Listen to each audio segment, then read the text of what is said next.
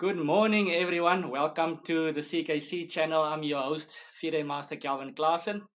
Um, so this morning we have another part of our How to Beat a Grandmaster lecture series, and we've got a very special guest today as well. A player I know quite well, and as I mentioned before in in a previous edition where he also joined us for commentary. He's also been part of my inspiration as a chess player. He's a bit older than me, not much, but you need to have these people you look up to and so on. And this guy has done a lot in chess from a young age, and I'm quite excited to have him today with us.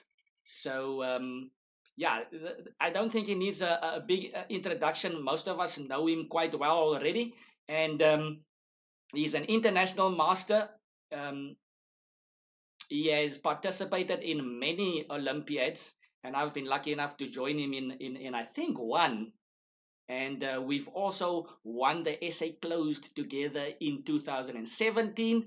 So I'd like to everybody to say welcome to International Master Johannes Mabusela. Welcome, Mabu. Sure. Thanks for inviting me, Kevin. And I'm looking forward to showing my two games where I actually smashed the Grandmasters. Yes. And Mm, I actually didn't ask you how many, but I mm. think you've got when I asked you to do the special with me, I think you are a bit more privileged than a lot of us you had some options to pick from the games, I would Yes, say. yes. The thing is, you see, over the years, I played a lot of Grandmasters, but not really as many as one of the top players in the country should have played. Yeah, But I'm happy with my results against them. yeah. Yes, I had wins and I had also clashing defeats. I'm sure there's one that is actually making the rounds against Europe where I got checkmated with two bishops. Yeah, but But okay, yeah, I think most of us will just claim to be lucky having being able to play Shirov in the first place. So I mean, nothing to be ashamed of sure. there. So Yes. so yeah, I mean, this lecture series has come along quite a long way. It's designed to inspire people to become grandmasters eventually, just to show you, because I think from a very young age, from my own viewpoint, I've seen grandmasters as these invincible beings that can't be stopped. And as I got older, I started realizing, but grandmasters are also human beings. And but okay, at the end of the day, we aspire to be them. So yeah, I'm looking forward to this. But before we get to the chessboard, I just want to ask you a couple of questions, as we've been doing with all of our guests here. Okay. So um, yeah, just to mention, the other night, I think Wednesday evening, we started with our first show of reflections, and the reflections will have long interviews, but today we're going to keep the interview short, and then we're going to do a lot of moves on the board. So yeah. So first of all, Mabu, I want to ask you, uh, so lockdown has been on for quite a while. How has lockdown treated you as a chess player? What have you been up to chess wise? Just playing online. Before the lockdown, I only had about what 50 games on leeches. Now I'm going to watch 2,000 games. Ah, Because okay. of remember I was not the guy who actually plays on what online. Yes. Now that's the only thing that we can do. And also obviously I miss over the board battles because of remember that is why we are playing this game. To actually look at the guy's eyes when you play that move, Yes. or when the guy chases you. It's like man. It's that thing, man. You can't really explain it when you have a good position. Your body language changes. When Yes. someone plays a good move against you, again it You changes can like that. you can sense it. You can just sense the tension, everything. Yes, Yeah. yes. So now that's what I miss most. That's this online chess. You don't have that. Yeah. You only have moves, and that's it. Done. Yeah, yeah. Okay, cool. So yeah, so you definitely got more active online, and that's quite a Online, yes. valid point. I've heard many big chess lovers saying that oh, they're getting tired of the online business now. It is a different feel to it. It's much colder and so on. But Mhm. yeah, okay. And then secondly, my second question is, when did you start playing this royal game? When did you learn the game, and when did you actually start really playing it? I was tough. I started when I was 12. I think my first tournament was when I was like 2 years or 3 years later. So Okay, what happens was that okay, remember we learned chess from in Atteridgeville. Frank taught us chess, ne?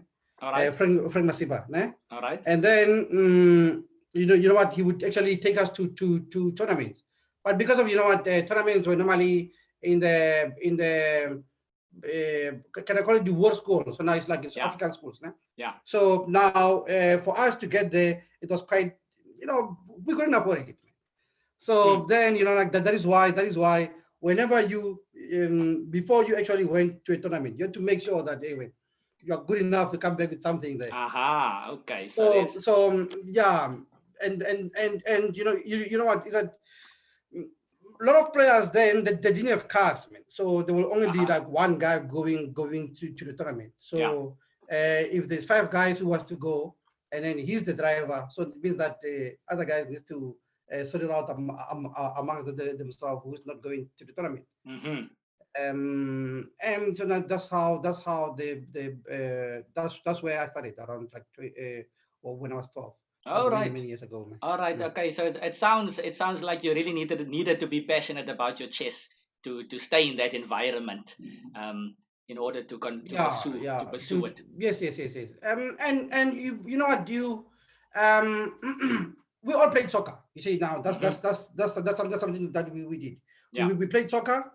Because I remember that there was four of us who actually started at the same time. Like the guys in Atteridgeville.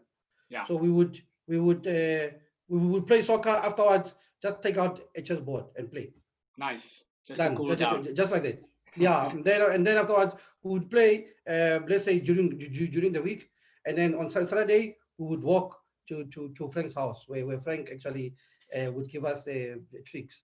But Okay. you know what, man? Um, the way we were actually taught how to play chess, it was through books, eh? Through books. That's it. So now it was nothing like we had a computer or we had a guy teaching us or something like books. Aha. Okay. The, So the ancient way. the That's good. It's always been the trusted way. Books. yeah, the pawn to king four. Okay, okay, right. I remember I took a while to get used to that notation actually myself. It was irritating at first, but I'm getting used to it. Um, Yeah. and okay, so cool. And then oh yeah, good morning, Laparot. Laparot in the chat box says good morning, gents. Good morning, Okay. everybody out Good there. man. Good man. Yeah. And yeah, just to remind everybody out there, do feel free to ask questions to Johannes. And if you are struggling to type in the chat box, just make sure to press the follow button that's below us. Make sure that you follow. It's a followers chat box only. If you can't seem to press the follow button, just go to the homepage of Twitch and sign up. It's for free, and then come back and press the follow button. So yeah, we will ask some questions if they are in the chat box. So okay, and so yeah, so you started at that age, and then maybe what can I ask next? Um, okay, so I do have a couple of uh, questions I ask everybody. Oh yeah, okay. Talking about books, even talking about books, I Mm. wanted to ask you, who's your favorite players, or who's your favorite player that you look at studying wise? So maybe with that, I can also ask you, linking up to your previous answer, what is maybe a book that the viewers out there can go check out that you have. Or that has defined your style to a certain degree, or defined the way you play. What has been a big book in your growth as a chess player, and maybe also a favorite player that you look at? Uh, a player Old is or always new? been on me. You mean a player, eh? A Yeah, player is like always been a classic player or a new player, yeah. doesn't matter. Okay. A player is always been one guy and one guy only. And Okay. I had the privileges of actually playing him a lot of times. Oh, And he also gave me lessons. Like he gave me a lot of lessons. where when I was just ascending, like when you were just trying to break into the like like the top guys, like the top five in the country. Yes, yes. Yeah, so we had he gave me a lot of lessons then. I've got a feeling this player was also on my show before. Yes, he was. Yes, Okay, yes. So continue. now, yeah. So I'm just saying, like, what? I like Kapov, man, but unfortunately, Kapov cannot. We can't. Like Kapov doesn't know the struggles that we actually have to go through. Yeah. You No, know, it's not easy. Kapov had different, problems to the way I had those problems. Yes. The player that I'm talking about, he had the same problems that I had. Yes. You see now, so now that is why when he actually analyzes my games, he he he he's never okay. There was one. Okay. The guy is what, Of what you could course. say. The great Yes, Watuko yes, Bese. Yes, of course. yes. So now, there was this Olympiad in 2008. My first Olympiad, Dresden. Okay. And okay, now we would actually go to him to actually analyze our games. Yeah. So now and then I played my knight to b3. Like the knight moves somewhere and then it go to b3. Yeah. And then he said it to me in such a way that I'll never put my knight on b3. In French. Like he said, he gave a nice F word there. Just to Mm, install that principle properly. yes, but unfortunately, that if it was Karpov analyzing my game, will tell me, no man, you know what? Maybe next time, don't put your knight on b3. But he Yeah. said it the right way. Yeah, yeah. What the is knight on b3? And Yeah. then right after that, Anzel came. Then she analyzes Anzel's game, Okay. and Anzel made similar mistake. And Okay. says, no, Anzel, maybe next time, don't put your piece there. Then you look at him.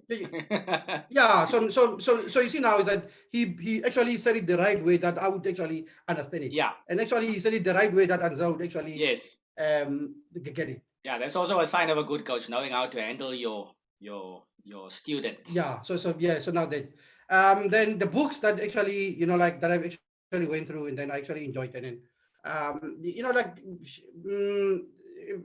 the book by Kotov, those two books, play like a grandmaster and think like a grandmaster. Aha. Okay. Yeah, the tree of analysis Yes. was actually interesting to me, and also like to break down the chess into like weak pawn, weak squares, weak king, like everything is actually divided. It's not everything at the same time. Like Yes. Yes. chess position, you need to play for something. Not you can't play Yes. for everything. Yes. That was the play like a grandmaster. Okay, brilliant stuff there. So I hope Mm, the viewers are listening keenly over here. There's mm. some tips there by the IM, or what you can check out. And yeah, so that's some interesting choices. Of players over there, Mabu. We've got a question here already. Oh, and good morning, Grey Old Wizard. How are you doing? And Grey Old Wizard says, good morning, Calvin and Johannes. Laparot here has a question here for you, Mabu. He says, Mabu, what or who inspired you to play the French defense? So we all know you. We all know Mabu's French is good. Uh, so, so what or who inspired you to play the French? Okay, from the beginning, from the beginning. Okay, so okay, so now back then, I went, I played a tournament, and then I did fairly good, and then one lady is decided to buy me a chess book, Okay. and then the complete dragon. I think I still have the book somewhere Okay. in my library. Okay. The complete dragon. Yeah. Then I went to the book. I went through the book. I just kept on going to the book. And then what? I just never got it. Like Yeah. I'll go to the book and I'll go and play a tournament, and some kid, man, will come and checkmate me. Yeah, Oh yeah, no, yeah. No, boss. Okay. I get you. I've also played the Dragon, but I had to discard it at some point because I just wanted normal games. Yeah. So now and then, okay. Then you know what? Then I went to visit one of my teammates. You know, like in December would actually. So now I realized that you know what? The kids I'm playing against, they've got all these resources. You know, they've got Yeah, these computers, they've got coaches. I don't have that. The only thing yeah, I have is this book. yeah. And right there, Frank brought me a book by Uthman, Uh-huh. Winning with the French. Oh, so Winning with the French. so it's Frank's fault. We all are suffering against the French. It's Frank's fault. Then right there, I started playing the French. And then you know what? I would lose with the French, but I would lose on move 20 or move 30, somewhere there. Yeah, Not like the dragon where I'm lost. yeah. You can't build on it now with the French. You actually Yeah, building yourself. yeah. So now that's when I actually started going through the French. And then afterwards, over the time you get better books, you get new ideas and stuff like Hmm. that. Yeah, okay, so Mm. that's the start. There you hear it, Laporot. That's the start of the legendary French. So Yeah. I don't know. Maybe at some point, Mabu, I know I'm putting you on the spot. I'm just making a like a semi joke Mm. here, but at some point we're gonna have to release. I know Anish Giri did one of I think Chess 24. We might have to release a Mm. DVD how to play the French by IM Mabusela. Yeah, it looks like there'll be a lot of wins with black, eh? Yeah, all right, anyway, so let's Yes. continue. Mm. So what else is there left that I can ask here? I think the other question was yeah, okay, maybe just a favorite tournament that you played in, and then oh yeah, and I've got one final question after that. So this is my second last question, Mm. favorite tournament, and then I've got one last one, and then we're gonna go to analysis. Okay. Favorite, I let's said call closed, it. eh? Ah, okay, because I was gonna say favorite tournament internationally and favorite tournament Mm. locally, because Yeah, I everybody think seems to say Olympiad. I don't know what your yeah, no, views. I think SA close has been the it tournament for me. You know, like because of like the amount of time that one has to put in. Yes. You know what? You have to respect the tournament and you must enjoy it. You know, like my my one of my best games have been there. My defeats, Yeah. they've been there as well. It's one tournament in a 2 year cycle that you actually practice for it for the entire 2 years. You have to Eh, change your style. You have to change everything just for that tournament.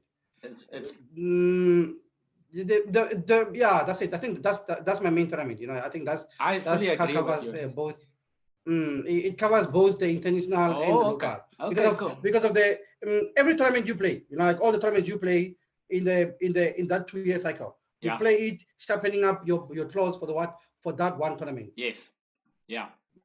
That is why when it goes bad, it goes bad. Eh? Phew, you telling me, you telling me.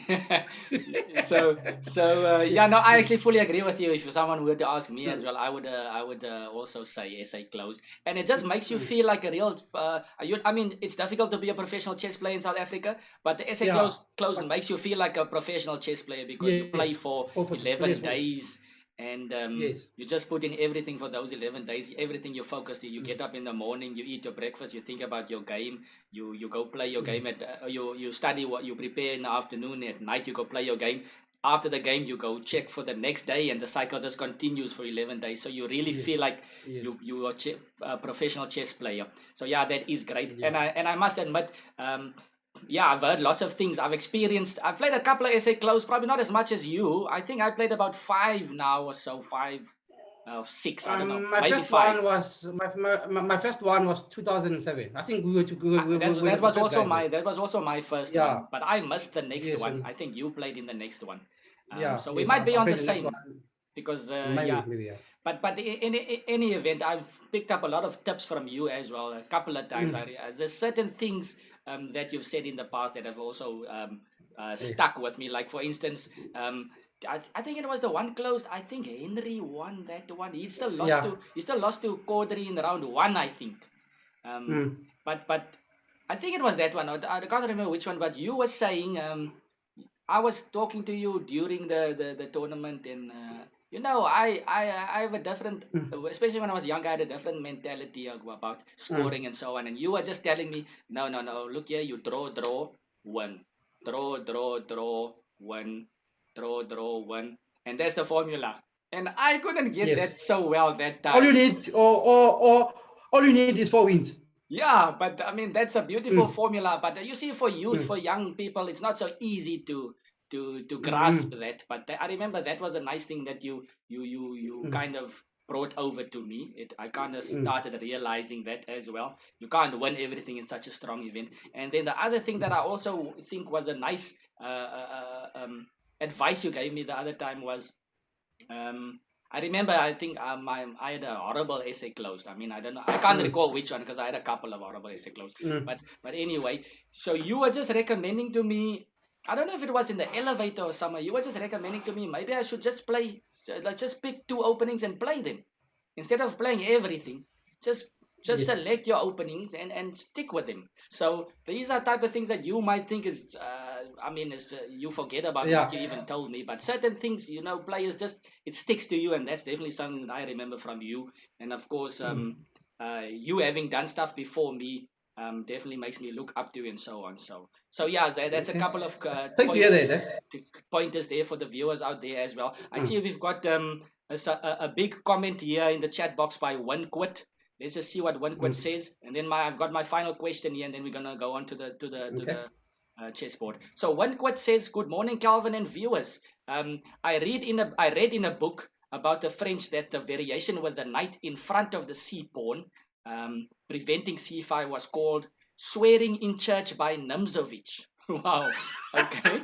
Um, so he says, what is Mabu's opinion on the variation e4, e6, d4, d5, knight c3, knight c6, where black ends up playing for the f6 break instead of c5 break? And he said, oh, and also good morning to you, Mabu. So yeah, I Okay. think Thank I you. think I've seen David Gluckman play it as well. Mm. Not to having actually he actually didn't have some bad results with it. I think yeah, one game he beat Mm. Kodri, but I don't know. What's your evaluation? What's your thoughts on this knight c6 variation, Mabs? Um, Kevin, like I said, my first book was a book by Uthman, who was a pure French player. Yeah.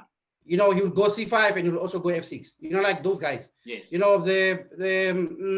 would play a variation like e4, e6, d4, d5. After knight c3, he'll go bishop to b4.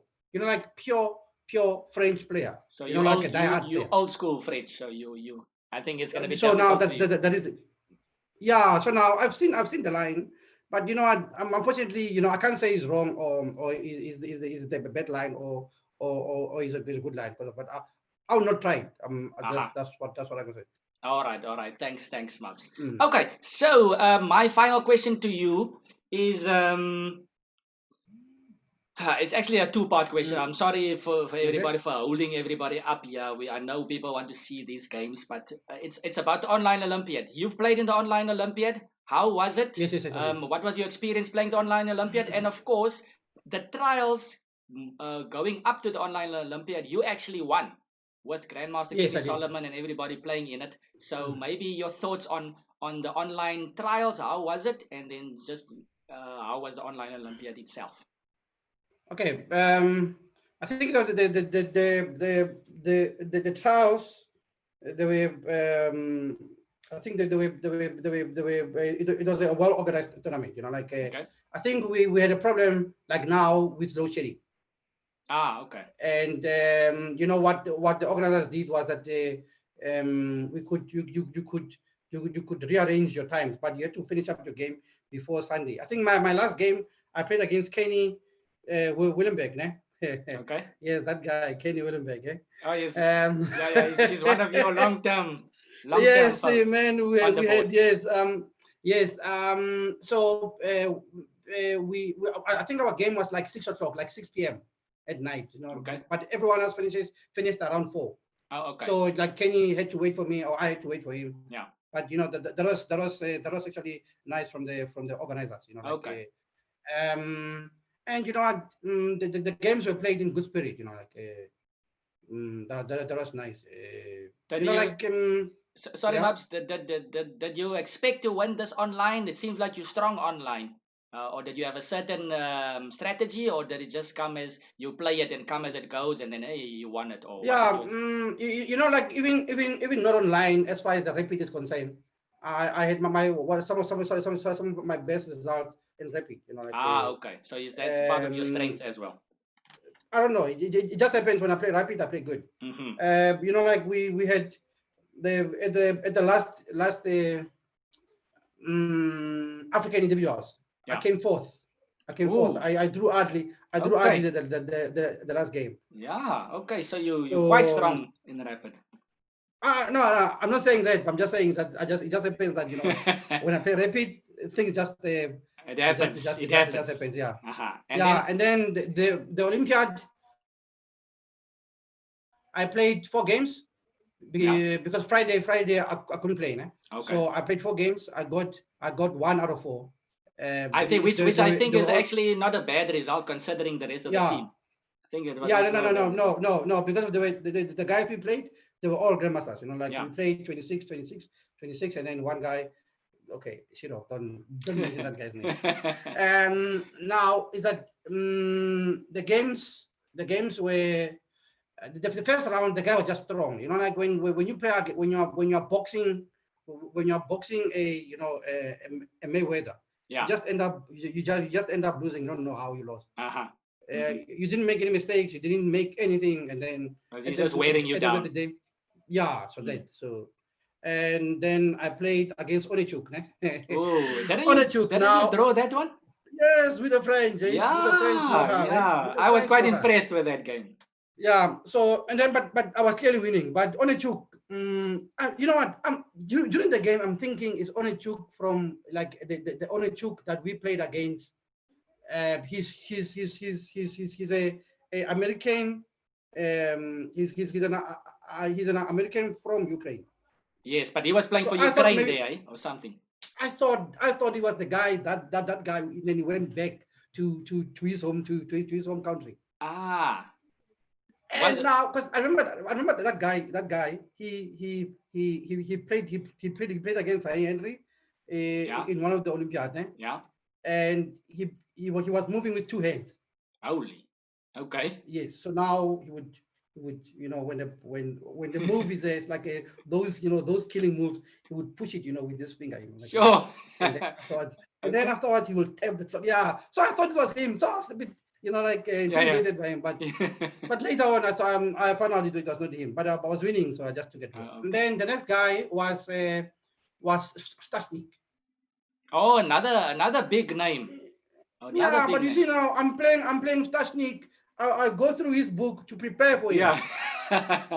So you see now that is the thing. Yeah. But you know what? I must say I think my game against Tashnik, I definitely outplayed him. I outplayed him. Okay. Like there's somewhere where you played well, but Tashnik I outplayed him. But unfortunately with the Olympiad, we were not allowed to stand up and go. But unfortunately I had to go to the bathroom Okay. and I had to clean the board. So now that is why he actually managed to get a draw. Oh, you got a draw because of that Uh, reason. yeah, Oh no, man. So I'm telling the you, man. guys were struggling against you, the top players. You know what, man? Today's series is what how to beat a grandmaster. Eh? Mm-hmm. It actually lines up with this topic. Yes. That we don't get enough chances to play against them. Yes. Agreed. You understand? So now, if we had enough chances, if we played classical games, 5 games every year against them, Yes. Kevin, you have to understand that we are now the top player in the country, but we Yeah. don't even have that chance. We don't even have that chance Yeah. of. That is why we only have one grandmaster, Mm-hmm. Kenny, because Yeah. of what he is exposed to these guys. He plays them over and over. Yeah. Like he. So now that is the thing. And then okay, the last game. Um, Yeah. Well, I the last think game it was against yeah. I think we're gonna have to have a whole other episode, you, me, and I'll invite Alexei as well. Yeah. I think we can just leave that one alone. So yeah. Eh? All right, no, but I think it was a brilliant experience. I mean, the way I must actually Yeah. recheck those games. I haven't looked at it completely properly yet, but I know I saw the Onishchuk one where you played a nice French, And the touching one I also briefly looked at, but I definitely outplayed him. You know, like the way there are some, you know, games where you played against a guy who you felt like you were stronger than them. Yeah. That is the case. Okay, you know, now I'll definitely check. Unfortunately, I can't claim that I'm a better player. But what I'm saying is that I felt like, you know what, I was actually overpowering him. Okay, cool. Thanks, Mabu, for that. I think we're gonna switch over to the board pretty soon. Lezerik says, "Good morning, guys. Good morning, Lezerik." So yeah, guys, I hope you got a few tips here from Johannes, and I hope you enjoyed the interview. But now I think we're gonna switch over to the games. Let's get to the business end of things. So let's switch over to. Oh yeah, by the way, guys, just to show you a picture here, we were talking about the SA closed. Here is myself and Mabu on the podium, 2017 SA closed. So yeah, there we go. Now let's switch over to the analysis room. And here we are. We are nicely seated at the chessboard. And so, Mabs, what game are we going to look at first? Okay, so now first both games were played in 2012, eh? Oh yeah, I was actually going to mention that. It seemed like you had a good 2012. You had a good 2012 because I don't know if there were more fatalities, but two GMs in the same year. So already sounding quite nice. 2012. Why was 2012 a good year for me? It was okay. You know what? 2012. This is a funny story, but it is a story. You know, like it's a. What happened was, you know, like I was before 20. I think 2012. Ne? I was studying, working, and also doing chess, coaching, and I was doing a lot of things at the same time. Now in 2012, I think 2011, I read on Facebook you know, like these people like to put messages on Facebook by Bruce Mubaiwa. He's a Zimbabwean guy. Yes. Where he said that you have to focus. Okay. You know, like just focus. As a human being, focus. I said, what does this guy mean? Then he explained, you know, like focus means that if you are in a relationship, focus on that partner of yours. Don't have too many partners. Yes. Oh, this guy is as if it's like talking to me now. And when you are a painter, paint.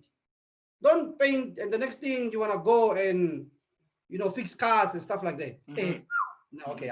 This guy now is hitting. He's now putting it in. Yes. And now, when you are doing something, choose one thing that you're gonna zoom into. Yes. And then make sure that you do it, you know, to the best of your ability. Because of one thing that you have to understand, that the jack of all trades, he masters none. Of course. That's a good one. So when I even won the Open that year, you know, that sure. just from just from what that guy said. So it was good inspiration, and it got you focused, you say. Yes, there you go. It's like I said earlier, certain things, it might mean nothing to someone else, but it might trigger you when it comes across your path. So yeah, because of the thing is, man, I was actually cut thin, man, because of, you know what, I would not have time to do anything. You know, I would wake up, do something. Like I was always tired and stuff like that. But 2012, I was actually clearer. You know, like I was actually relaxed, knowing where to go. Like I was. Okay, so it was a good year. Let's just see here, Mabs, before we start with everything. Dr. Queenie, welcome, Dr. Queenie. Dr. Queenie says, morning, Mabu and Calvin. Interesting to listen to your views and experiences, Mabu! Exclamation. Okay. So yeah, thanks for the comment, Dr. Queenie. Yeah, anything else before we start, Mabs? Any other inspirational quotes you can give us? Chess is hard. Eh? Chess is hard. All right. So which game are we starting with? Okay, so we're gonna start with my game I played at the Olympiad, against SN. Grandmaster SN. Okay, we've got the info. Grandmaster SN. So it was South Africa against Turkey. Aha. The Olympiad was in Istanbul, Turkey. All right, cool. And tell me, do you remember what board you played there? Because I remember last time I think I played against Turkey, all of them were grandmasters. So Yeah, yeah, Turkey is quite yeah. strong. I played board three. Board three. So board one was Kenny. Yeah. Board two was Watu. Yeah. And I was three. Then Daniel Cody was board four. Okay. And just Cody beat. Yeah. Yeah, no. I was actually about to ask you what was the team result, if you can remember. Okay, now Kenny beat Kenny beat the number one of Turkey. Oh wow! And then Watu had a fantastic position against Ipato. Oh, I think I remember. Wasn't it some G3 line? I can't remember. Yes, some it G3 line. It was the Tarash. It was the Tarash. Yeah. Now I'll tell you what happened. That is why I played the way I played against this guy. Okay. And what to took with a G pawn. Okay. Like when someone goes bishop takes f6. Yes. And what do they capture with the G pawn? Okay. And then I won against this guy, SN, and then Cody lost, but it was a controversial loss, man, because of I think what happened was Cody was not allowed to have a sip of water, like he was not allowed. Oh no! The arbiters came down on him, and you cannot just have a drink. You have to drink during your 10, or you have to drink not during your 10, but something like that, something ridiculous like that. Yo, it doesn't sound good. And right there, man, yeah. Yeah. It was funny. It was funny. Yeah, now you know what, Kevin. One thing that you must actually understand that because we don't play against grandmasters that often. Yeah. One slight irritation will take you out. Yes. No. You know. Remember that guy you played against? He started banging the clock. Yeah. I remember. So they tried this stuff. Yes, but unfortunately against you banging the clock, he doesn't know that you are home. And no, I'm used to the play here in Cape Town. That's yes. Standard stuff here in Cape Town. Yes. Yeah, but I'm saying so now that's what happened to Daniel. So now and then so I think we drew against Turkey. I think Kenny won. If Kenny didn't win, he drew, but Kenny didn't lose. But Watu and so now before the game, I was sitting in a room with Watu, so we said, now what are we gonna do against these boys, man? Mm-hmm. And then I decided I whipped out a book called Chess for Tiger. Chess for Tiger. So Chess for Tiger. That is.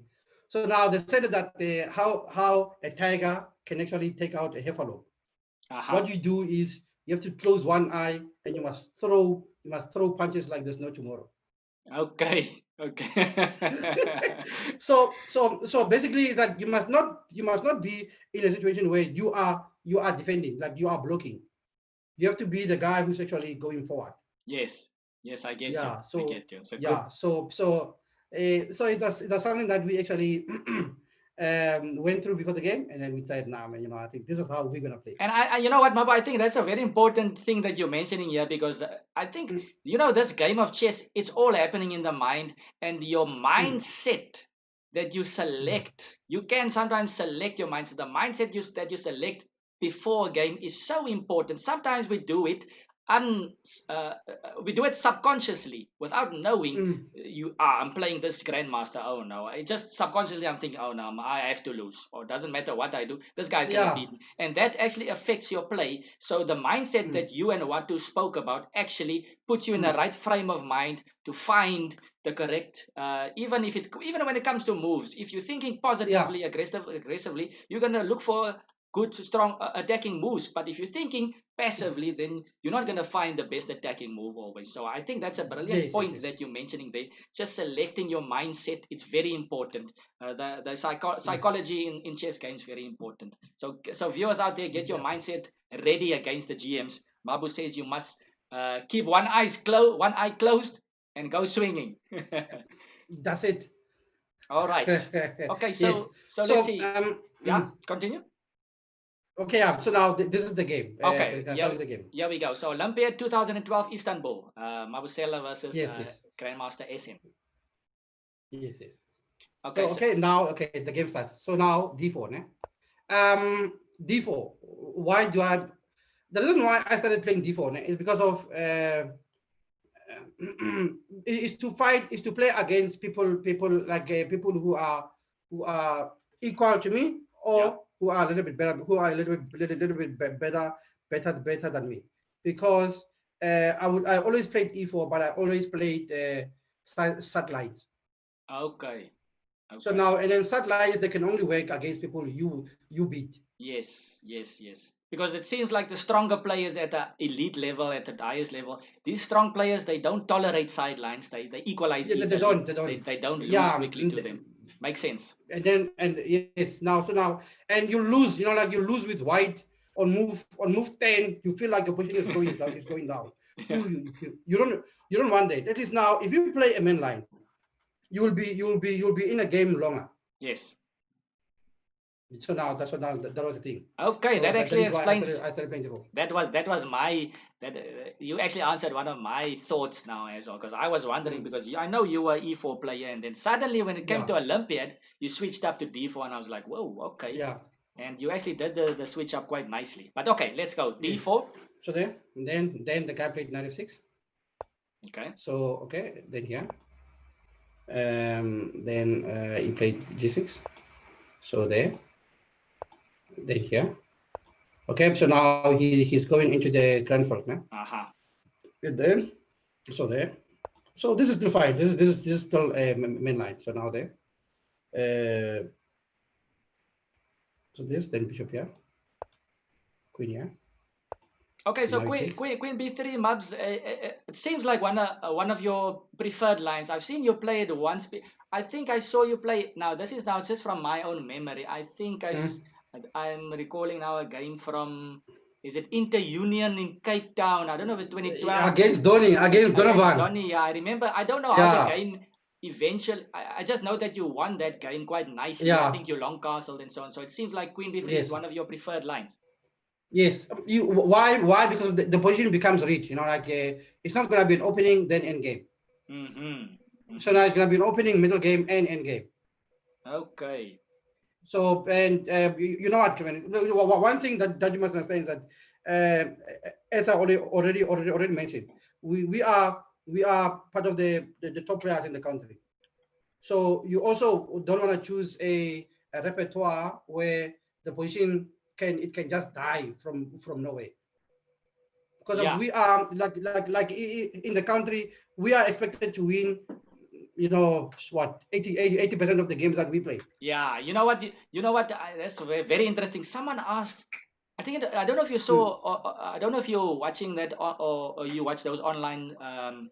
Sorry to cut you there, Mubs, but I just want to mm, add to what you're mm. saying. I watched the Chess 24 Magnus Carlsen Invitational, and they were asking Peter Lecco actually about this. They asked Peter how was his environment playing in tournaments growing up, and because they in America, Yasser was saying that yeah, they play a lot of open tournaments, or they played a lot of open tournaments, which means you have to win a lot of games, like you said, 80%, even Mm. more, to Yeah. actually come in the prize money. But Peter said his side, he's not used. That's why he stopped playing chess, because after he Mm. went out of the elite, he doesn't get invited to the top elite tournaments. So what now? Was he play Mm. open tournaments? And he hasn't played open tournaments his whole life. He's not used to winning Oh, every game. He needs to every game the win, draw, win, draw draw, win, win. yes, like that. He's used to Mm. that. So what you're saying makes complete sense. Our environment is different sometimes from the Mm. other players like that grow up in Europe and so on. In So Europe, yeah. yes. So you say this opening So but is good for that type of play. yes. Because now we play in open tournaments. Yes, we play in open tournaments, Yeah. and then you know what, we don't play guys who are easy. You know, if you play against an 1800, you have to come up with something special to win a game. Yes. Mm, yes, you know, like you'll get a guy who says no, 1800 are easy. Yes, go and beat them and let's see. Yes, of course. Right. Okay, so Queen Yes, B3, I think they call it the Russian yes, variation, eh? Or what do they call it? yes. Yeah. This is the Russian variation. All right, cool. So now he took take. So now here I was still at home here. So this is still preparation. Okay. So castle. So there, and then he played C6. So this is still fine. So I went here. Then he played here. Then here. Then this was the first move that I've never seen before. Ah, So novelty. now I had to sit here. Yeah. So I had to sit and think now. And the funniest part is that every move this guy will just whip it out, man, in like 2 seconds, man. Yes. Oh man, now I'm thinking, wow, man, it means that I'm gonna lose that easy. So now let me just sit and make him sit here. Yes. So now let me just waste his time as well. So now I'll just sit now. So now and then queen there, then I'll go here. This move makes sense to me. So what Because what is queen f5 threatening? Knight takes e4. Yeah, knight takes e4. And I just have a question for And then you. now, if I castle, Yes, that's my question. Yeah. If I castle, then he goes here. And then now if I move my knight, then he chops there. Okay, so the queen actually supports the b4 So square. now let's go here. The Then queen supports the b4 square. Okay. Yeah. So now, that is why I thought, no man, let me Okay. let me just push the pawn. Okay, All right. you don't want to play such a committal move, Eddie, but you know what? Yeah. So he played there. Then he played here. There's something that I actually went through before the game. That in some lines here, in some lines, okay, so after b5 there, and now people play bishop here. Then you can actually push the pawn. Oh my. No, wait, no. The other way around. First there, here. No, wait. There's a line where let's just make a random move on the black side. Yeah. So let's say here you push, and then this one comes here. Then you take on f6. Yes. Yeah, like you this. Get some pieces. So now, yes, yeah. So now this is actually possible. Yes. But in this case, even if I actually wanted to do it, it is not possible. Okay. Because of my a pawn will be pinned. Okay. Yeah. So there. So now after this move, he played there. Now I castle. Remember, he's playing this move like instantly. He's confident. I move, he moves. Okay. Yeah. So now I'll sit, just trying to make him, just to make him sit there a bit. And then afterwards, I would castle. And then afterwards, he comes to the board. Then he whips out another move. Oof, okay. Bishop here. Then I'm saying, man, come on, man. I'm playing against someone at home now. So takes. Now he goes there. And then I played bishop here. Just to the guy needs to know that I'm there at the board as well. Yes. Now he plays here again. This move he played without even thinking. So sure. Now there's actually two things there. I'm either playing good or I'm playing very bad. Yes, it's quite nicely put over there. Yeah, and you know what? What I was about to say is he's whipping out all the moves, but sometimes that can also be an indicator to you. At some point, if your opponent slows down, then okay, you've got him thinking at least. Okay, he's not in his prep anymore. Yes. To a certain degree. So now I took, then take, then take, then I played here. Oh, okay. Now we need to just let's just stop there for a moment for us normal players to get to grips of what's happening here, Mabs. So everything is happening here. Here's an open file on the board. There's rooks that want to get into the game. Why h4? Was Alpha Zero out there that time already? I don't think so. No. Yes. Now is that the previous Olympiad, ne? Yeah. I played against. We played against Azerbaijan. I don't know who I played, but it was not Rajabov, and it was not Mamedyarov. It was not Mamedyarov, because I remember Kenny drew against Mamedyarov. Okay. I don't know, either Mamedov or Safari. I think it was Safari. Okay. And then I had pawns like this. Like when you have a pawn on e5. Yeah. That pawn is singing to you, saying that go for the king. Yes, because it's taking away the f6 knight that's usually defending the king. Yes. So now you've got space. Yes. On the king side. And then I started attacking him on the king. Then I stopped. I went to the queen side. And then afterwards we went back to analyze the game, myself and Watu, and then he put it nicely to me. That you must go for the king. Yes. Okay. Nicely. Okay. He put it the way same the Yeah, way yeah, that the way, yeah. I would actually understand. Okay, okay, I get you, I get you. Okay, so you actually So learned that, from these experiences, you took it to heart, and now it's actually bearing some yeah. So fruits here in now, this position. Okay. and when I actually entered this game into my database, né? Yeah. He played the same game, exactly the same game as this, né? Oh, But the opponent didn't go h4. I was gonna ask now, yeah. So what did his opponent play in that game? Can you remember? I can't remember. Okay. And after h4, the guy Ah. he said there. Then I thought, now I'm thinking, wow, man, what did I do now?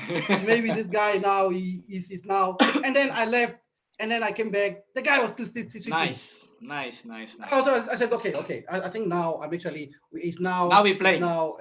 Yeah, it's mano a mano now. 42. Now we are fighting. Okay, so Mabs, so what I can see here, tell me if I'm wrong, but what I can see Mm. here, you've got ideas of playing h5, softening up the g6 square. So when you take on Yes. g6, initially, okay, black can play f takes to open up the f file. The e6 square will be weak, but if black, for instance, plays h takes, then you have this break with e6 as well. I think e6 is also Okay. potential nice move. But what's your direct plan? Let's play some normal moves here. Né? Let's say rook goes to f5. Né? Yes, yeah. Then afterwards I push here. Mm-hmm. And then what else? Let's say black tries to double up. Yeah, let's say black tries to okay, so double up. rook here. Né? Yeah. Then afterwards you send the other guy in. Okay. Now you see, now you've got ideas of doing this. You've got ideas of maybe sacrificing it. You see now already we've got play on the wing where I actually want play on. Yes, we have more space. You see now, and then afterwards, that way, yeah. Yeah. So now I'm gonna go queen here, queen there. Oh, nice. Because of remember is that okay, this is something that I actually learned from one of the YouTube posts, the Voreski's books. Né? Yeah. Is that on the side that you're actually attacking, you don't want your piece to be your queen to be looking at it. Your queen needs to be there. Aha. Okay. Makes sense.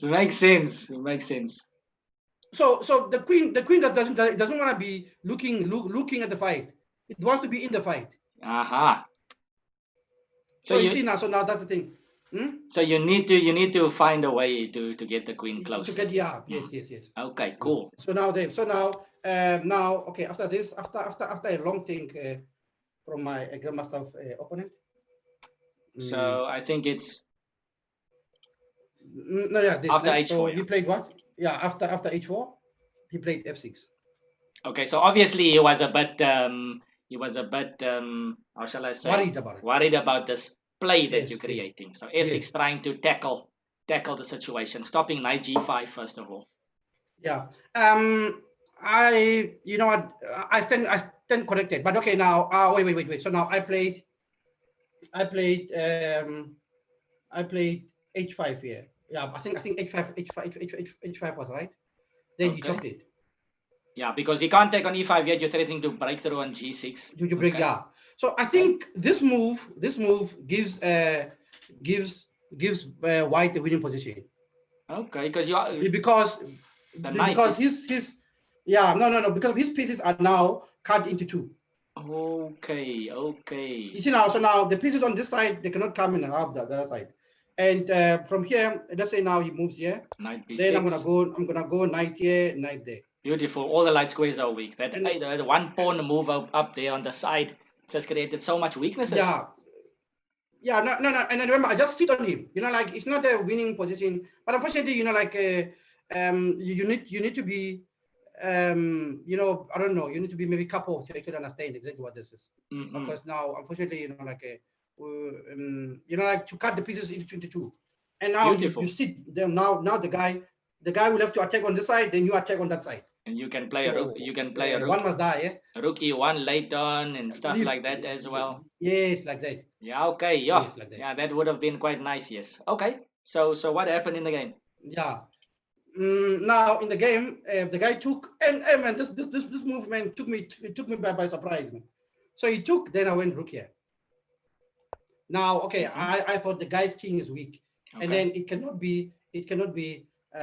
Man, can you please hold on for 1 second? I'll be back, man. Sure, no problem, no problem. Yeah, sure. All right, so Mubs is taking a small break there, guys. Maybe he just needs to go see or go squeeze the lemon. So let's hope Mubs returns quickly. So yeah, so this is the game. If you have just tuned in, maybe this is the game Mabusela versus Grandmaster SN from Turkey, 2012, and this is the first game that we are looking at. The second one will also be 2012, but I think from the SA Open. So yeah, if you're watching and you can't chat, type in the chat box. Just remember to press the follow button. Make sure that you sign up to Twitch; it's for free, and then press the follow button. Yeah. So quite an interesting position here, guys. How is it going to continue? And by the way, you can just throw your questions. Don't think you can't still ask us questions. Throw in your questions for us in the chat box if you want to. You can talk about the game and so on. Ask Mabu questions. Feel free to do so. Right, Mabu? Is everything sorted? Yes. Yeah. So now there. So now Rook there. So now I was actually happy with my position now. And you know what, man? It's always a great feeling when you feel like, okay, you're playing against a grandmaster and you've got a equal chances. Yes. Because now remember we always expect to be beaten up, like a drum against a grandmaster. But now here I'm fighting and the guy is also fighting, and then you could see you could actually sense it that this guy is actually struggling as well. And then he played a move which I believed was bad. I'm not saying pawn takes h5 was bad, but I felt like it was bad. Okay, but what did you expect him to do then if he did not take on h5? I don't know. Maybe to just leave the points the way they are, and maybe try to come up with some counterplay. I don't know. I just didn't see anything for it. Okay. So now, here I played. So rook to e1. So he went f5. So he went here. f5. Okay, just trying to keep things close. Yes. So now also here, e6 was actually a bone crusher. Okay, can you show us the idea here? So you say e6. Now again, let's say I go e6, knight yes, f6. e6. Let's say I go knight f6. Now, okay. Then rook comes here. Okay, knocking the queen and f5, and it's over basically. Yes. It's too much. And if the knight goes somewhere else, the same thing. No, wait. Okay. You can't go here, or maybe you can even. But what? No. I can go there and here. Because remember, the idea is not to let the pieces come this side. Okay. Yeah, so that's it. So now the idea is not to let the pieces come this side. I can even throw in my rook. Yes. You know, I can even go crazy and just throw in my rook. Because that bishop on g7 is such a nice defender. Yeah, I mean, it's the only piece that is actually looking after the king. So you see now is that the only problem that he has is that the pieces on the queen side, they can't help the pieces on the king side. You see now when we go through, this great players, man, great players like Laska and LA, like the way they would actually sacrifice pieces, like Alakai, the way they would just sacrifice Kasparov. Yeah. We sometimes don't take into heart, like the amount of pieces which are actually defending and the amount of pieces that you have actually in that day. So now that's one thing. That's one thing here which actually. And pieces that can get to the defense. Okay, guys, listen closely what Babu is saying. Very important stuff. Thanks, Babu. Okay. So now then f5 was played. So what did you do? So e6 was still crushing. So now I went knight here, going here because you know what? Now he played here. I think on memory, I think rook lift was actually a better continuation. But you know what, man? I thought, no, man, I can't be a pawn down. What to know again? Yeah, we're all human. We all want to get our pawns back. Yeah, makes sense. So and you're getting your queen. You're getting your queen closer as well. Makes sense. Yes. So now and Maps Kitonsky says, "Sorry, I'm late. Welcome, Kitonsky, to the show." Okay, welcome. So then rook here. Then I chop here.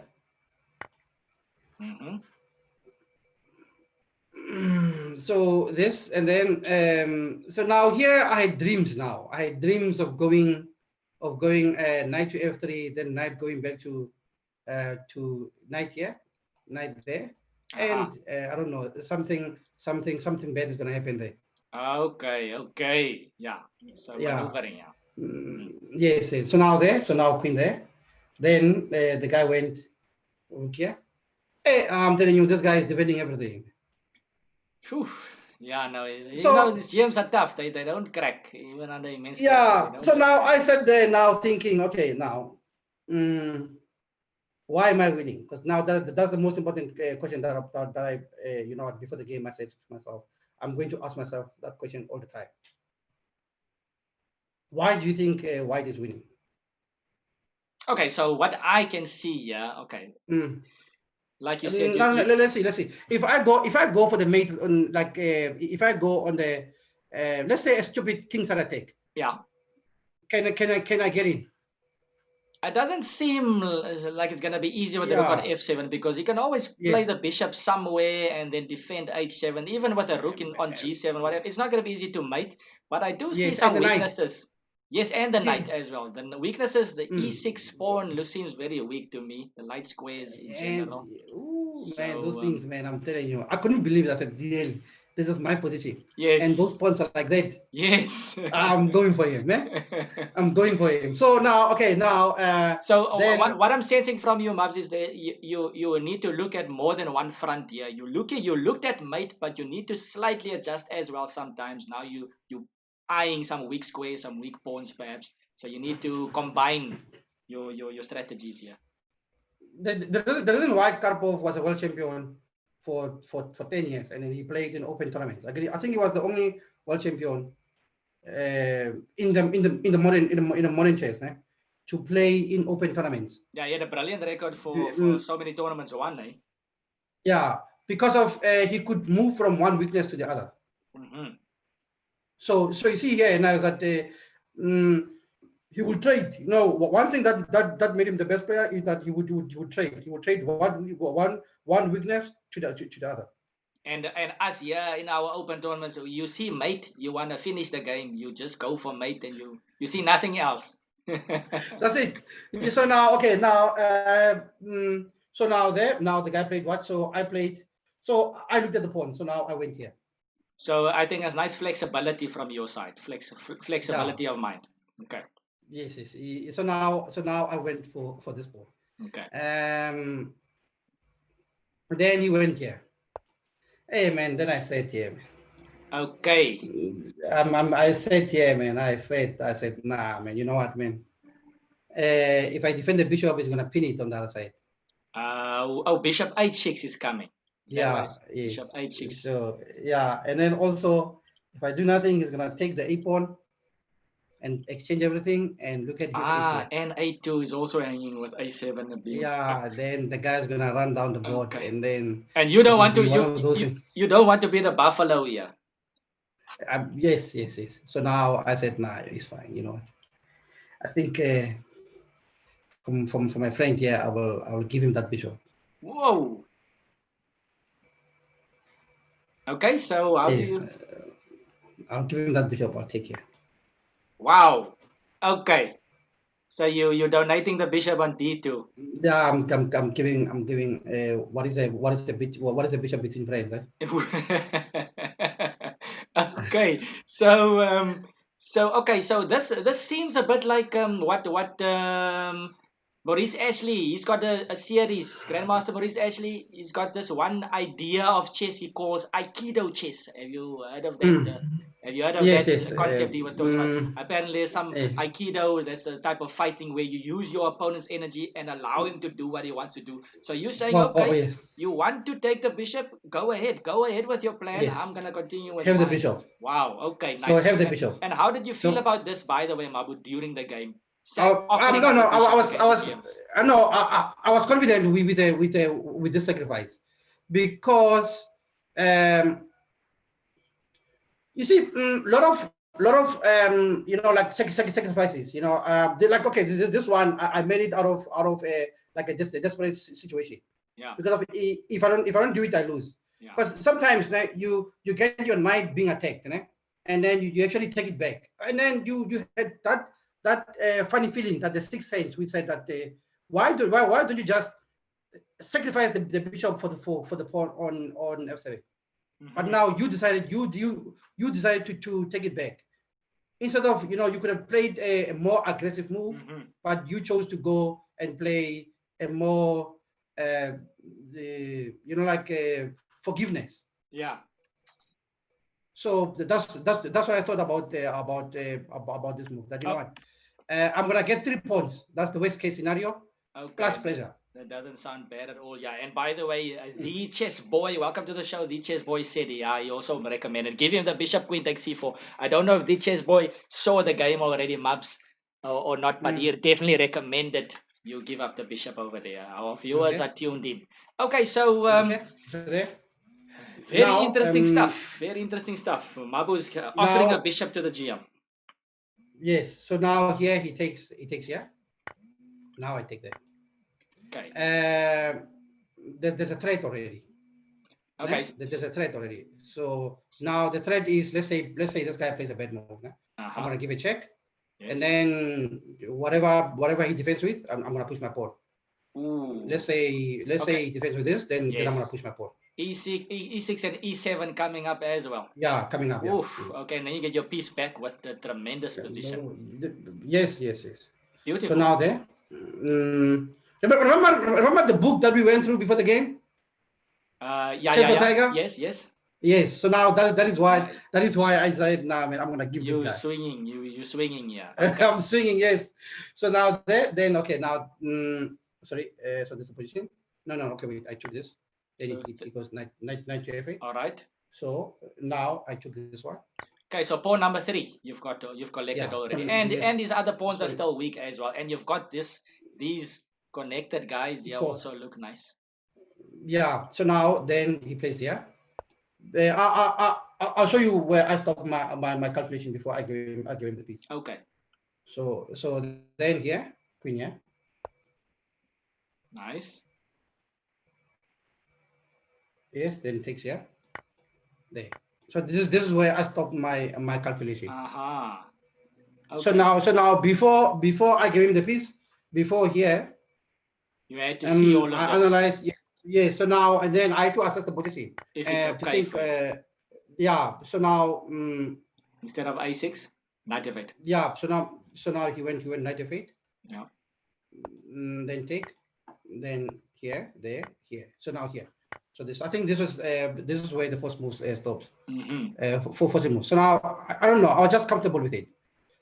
One is that okay, even though he has an extra piece, but what is this extra piece doing? And you still have some ideas of maybe even pushing e6 and e7. Yeah, it's calling, It's calling. And also look at his king. His king is got. Yeah, and if you can compare the two kings, I think I would actually prefer my king. Very comfortable, yes, for you. Very comfortable. Yeah. So now this is what I like about this sacrifice. Nice. And then you'll see now that this theme of actually pinning one of his pieces. It actually it's what I used a lot here. Okay. Because you know what, if your opponent has more pieces than yours, you must always your pieces must always be doing something. And I mean, yeah, already we can see that you're pinning the knight, but if your opponent plays something like rook c8, yeah, then you already have this fork. Yeah. Yes. Picking up everything there. So okay, so your opponent actually no. If you look at it like this, if you look at it in a different light, is that the guy has to play. You understand? The guy has to play. You know, like the guy is there, he's fighting. Definitely, yeah, I get you. So yeah, it's not going to be easy for me. He needs to come up with something. Yeah. So now in this position, I think the guy cracked. Yeah. He cracked. He lost it. What was the time situation right now, Mabs? Do you remember? No, but he was never in time travel. Oh, But okay. I was the one. I was the one who's struggling with time. Okay. Because remember, in the beginning, I had to try and stall him, so that it doesn't make me. Okay, kick, so there's no time pressure issue here for him. It's just he was cracking yeah, under the pressure on the board. yeah, on the Okay. board. So now he cracked. Yeah, he cracked, and then you know what? When someone cracks, and then you know that this guy cracks, and then you know something where he knows that you know that he cracked. Nice. Yeah. So the guy took here. Okay. So You know, it's a move. It's a move where you know he's trying to show who's boss. because you You are like understand? dictating what's happening, and now Yes. he has So to now be he there. comes up with some crazy tactic where he's only gonna get what a pawn and a knight. So it's some For a type rook. of concession. Is basically. Yeah. Okay. I don't know. When I analyze the game, I always take the best moves for me, but not the best moves for him. I don't know what is his best continuation here. It's difficult. I don't know. Maybe he must try maybe to trade queens or something. Oh no, they can't even trade queens. No, it's gonna be difficult. Yeah, maybe. Yeah, because this You way can't even tracked, man. He can't even go h6 king h7 because the light squares are so weak. You can always drop back to queen e4 so weak, yeah. e4 as well. Yeah, I mean it's a lot Yeah. of pressure here for black. It's not easy to come up with something. Maybe but king h8 looks ugly, but maybe king h8. I don't know. It's very difficult. To just pass the ball into the opponent's court, you say. I mean, I want to play rook c8 at some point, but then Yeah. a7 drops as well. But maybe king h8 for rook c8 just to release the knight at least on f8. If you can get knight But e6. why can't he just play something soft? Let's say something like, let's say queen here. Queen just d3. trying to kick this knight just away. to kick the knight. I like that. Yeah. Mm. Yeah, maybe that's a better option. You might have to consider what queen e4. Yeah, but you see now with this move now I have to find a move. Yes, he's putting the ball in your court now. You have to come up with something. Yes, now yeah. But what he did here he cracked here. He played here. Okay. So what's happening here? King takes and then he wants to pick up your knight. Oh, sorry. Wait, let's see. So yeah. Okay. So there. Yeah. So yeah. Yes. Okay. So there. Okay. So now, but this I definitely didn't mind it. Yeah, okay, I get you because I mean I understand him. He just wants to relieve a bit of tension here, but okay, it's in your favor. Okay. Yeah, there. So now let's check the economy now. It's a rook for bishop and knight. No, it's a rook and 2 pawns for bishop and knight. Brilliant. So you know what?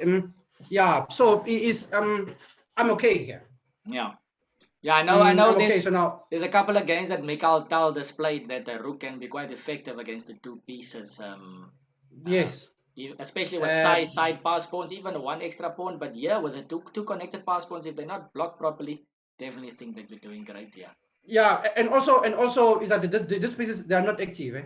Very important. Yeah. So now that's something else so now the question is this a long-term advantage or is this a short-term advantage? That is the question now to answer, because I need to know how to conduct the play. So now, if it's a short-term advantage, I need to go for him now. Yeah. If it's a long-term advantage, I can play. build up. Yes, I can build up my play. So okay, I think here, yes, I think here my time was not looking good here, so I had to make some quick moves here. So first I played here. Oh, this is quite tense. I like what's happening. It's quite tense. It's not easy to stop. Yeah. I mean, it's so easy to go wrong. So queen e4, you decide. Yes. You take the queens off. Yeah. So now it's time now to exchange queens. Why was I confident with this move? Because remember, this can only work if my king can get to e4 before he actually blockades my pawns. Yeah. No, he can't blockade my pawns, because if he takes, take. If it goes rook here, G6. I go. Now this one will go in. Yeah, and can you maybe try knight g6 instead of rook d7?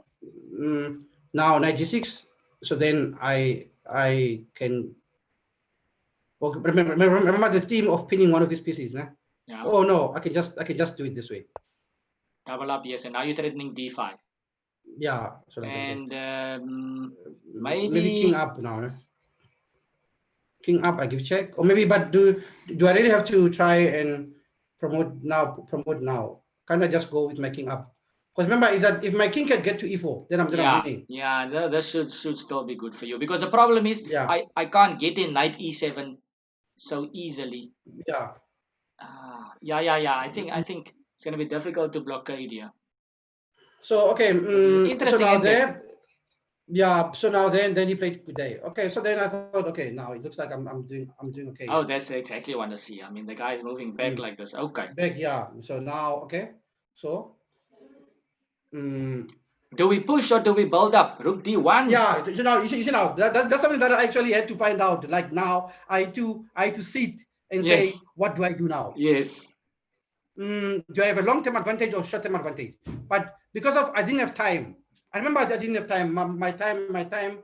I think was not. So I said, okay, man, let me just hold on a bit. Oh, yeah, okay. no. Let me just hold on a bit until I can get that extra 30 minutes. And then you can start figuring things out. Yeah.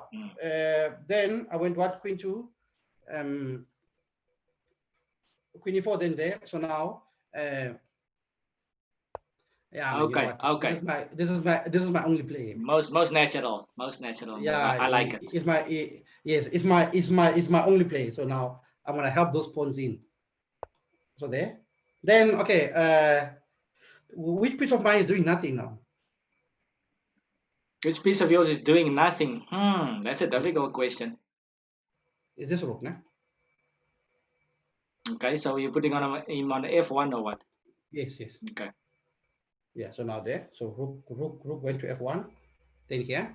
Remember the theme of always making sure one of his pieces is tied down. Yes. Because now you don't want to let these pieces out, né? Yes. Once they are out, he's got more pieces than you. Yeah. So there. So now queen there. Then he goes there. Now it's fine. So now it means that these guys, they need to hit what? They need to hit this one. So I go rook here. Rook f4. Yes. Okay. Okay. Threatening to double up. Now it's getting serious. Yeah. So because now what I'm saying is, even if he chops here, then I go here. Is that, you know what? My rooks are coordinated in the defense of his piece. He can play here. It's fine. You know, he's defended. I'm happy, but he can never attack me. Yes. Beautiful. You can even go d5 now, eh? Yeah. But I'm saying, remember, first is that because of I've got a queen here. You know, that is a queen. So I don't need to rush it. Yes. So now that was an important thing here. Yeah, it's beautiful how your pawns are restricting the bishop and you are tying down the knight. So it almost feels like black is a piece down. It almost feels like it. Yeah, because, you know why we make mistakes in chess, man. That's something that you actually learn from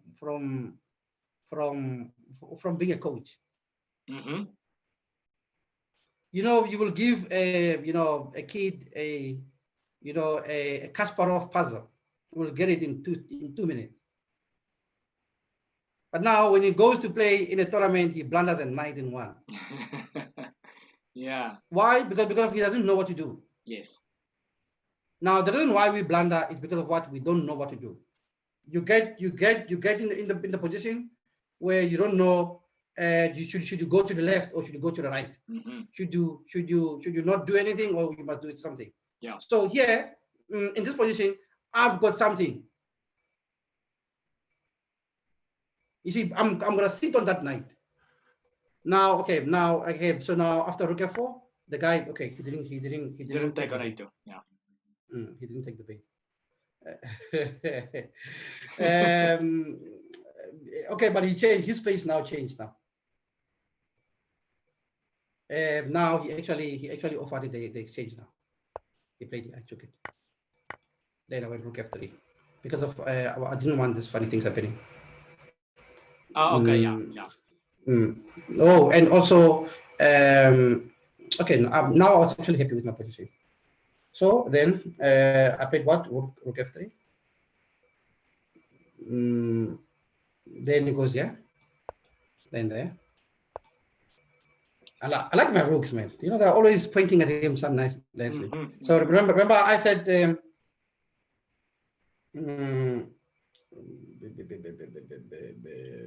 you're not gonna get your king up at some point. Yeah. So now that was the idea after this. So let's see. So now he plays. Okay, no, first he moved his king up. Then I moved my king. Okay. And then here. Then he moved knight here. I was surprised why didn't he come here. I actually realized that no, I could actually kick him away. Yeah, the knight's gonna be maybe a target there. Yeah. Or in d5 also at some point could be. Yeah. Tactically dangerous for him. So there. Because I thought maybe his main thing he should try to blockade, but he just didn't. Now after this, I'm winning now. So okay, that's quite important. I mean, for the viewers out there, Johannes has made so much progress in the last couple of moves. What did he do? He simply got his king from g1 all the way up. Yeah, I think the position. Yeah, I think the position is now winning now. So in games, you must utilize your king. The king is a very important piece here. Yeah. Okay, nice. So there. Now, okay, now the guy plays what? This is king to e4. Now he goes there. Now I need to activate my rooks now. So check. Okay. So now you know when the game started, okay. So I'm saying the initial stages of the game. His body language, he was all over the board. You know, like he's the guy who said on the board, confident. Yes. But now he actually went down. You know, like he went. He became a good boy. He became, like a guy who would. But now you see now. So now, that's when you actually know that you are winning. You're sensing his body language. Yes.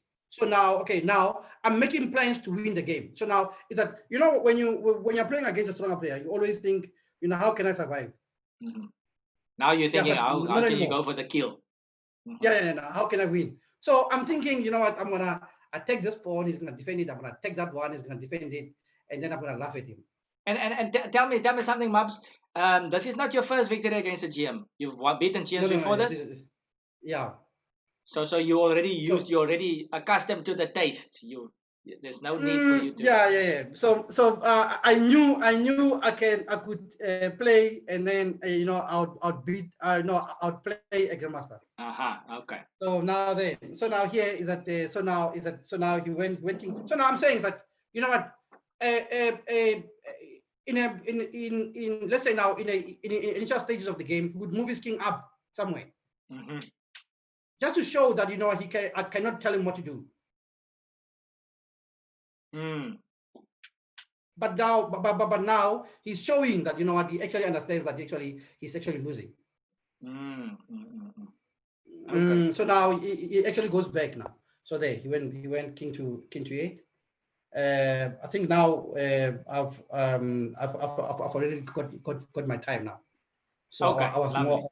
Now you can set on a position nicely. Yeah. Now what is the theory of winning with 2 rooks? Playing with 2 rooks against a bishop and a knight and a rook. The first thing is that. So the theory is that you must try and get the other guy's rook. So the first thing I need to exchange 1 pair of rooks. Okay, that's good to know. So you need to swap off the rooks so that it already seems like the knight and bishop are out of play over there. So they are yearning for some stronghold, but they don't have pawns to get a nice square. So it makes sense. But you see now it becomes easy to coordinate them with the rook in the game. Yes, and the rook is probably the most active piece of black as well. Yes, so makes sense. So there. So okay. So now then and also there was one of the books. Sorry, man. I practice with books. I don't practice a lot with the computer. Brilliant. We want to hear all the books. You can give us. So now the guy said when you are ahead, you must not try to exchange pieces. You must let the guy be the one to chase you. Okay. To want to. So there. So now check there. Then okay. So now I activated my piece. Then here.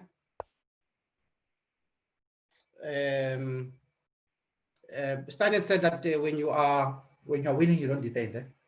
Not but other way around. That you cannot attack when you are weak. Of course. Yeah. So now is that you first have to get and this guy is attacking. Basically, this is a fake. This is a fake attack. Yeah. So I give a check. Because of or else I would go and try and defend hold my 2 points. I'm not gonna do that. Yeah. So he can't tell me what to do. I like the way you're thinking. Yeah. I like the way you're explaining it. Okay. Yeah. So now there, and now what to do now? So now there. Oof. Nice. Now he can't take the pawn because he's so Rick needs to go back up now. The rook has to go back. And now I have to activate my other rook. Let me just double check. So now I need to activate my other rook. So rook c7, so I go here. Rook b1, okay. So now he goes there, and then the idea is to swap one of the rooks. One of the rooks. Yes. So there he goes here. Then I take. Oh, and now you're just gonna hit those weak points the whole time as well with the rook. So now there's no way that you will win this game. Beautiful. So now there. You're already playing. You're already playing for 2 results here now. Yes. It's important. So now there, then he plays takes on b3, so a5. Then here, always try to fix the guy's pawns on the same castle as the bishop. Okay. That is the rule of thumb. Yes. No, not before this. Let's go back once. Which one? Let's go back once. So there. First is a5 there. Okay, wait. So now there, here. Okay, so I just let this pawn in. So there, my rook attacks check. I take here, and the pawns are moving up. Bishop's hanging. Yeah. Okay. And the bishop. Bishop e7. Then it goes here. I think it's time, eh? Okay, everything is just mounting. So. Yeah, no, I think it's time. I can go check and take the pawn, but I think it was time now. I must let the guys. Bishop there. I think I must let the guys come closer, just a little bit closer. I mean, that threat is still in the air. Rook f7 can always come, so it's time to push. So now it goes here. I could push again, but you know what, man? You know, after fighting so hard, not to push the pawns, you know, I said, nah, man, let me not.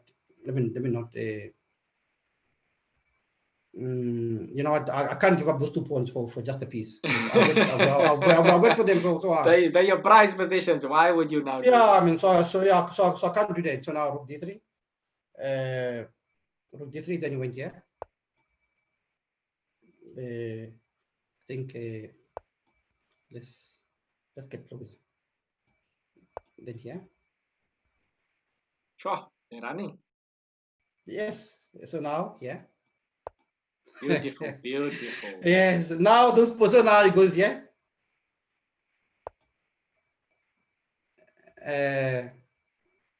Now if I push this one, the bishop comes blocked. If I push this one, the knight takes. Yeah. So I said, nah, man, let me try him once.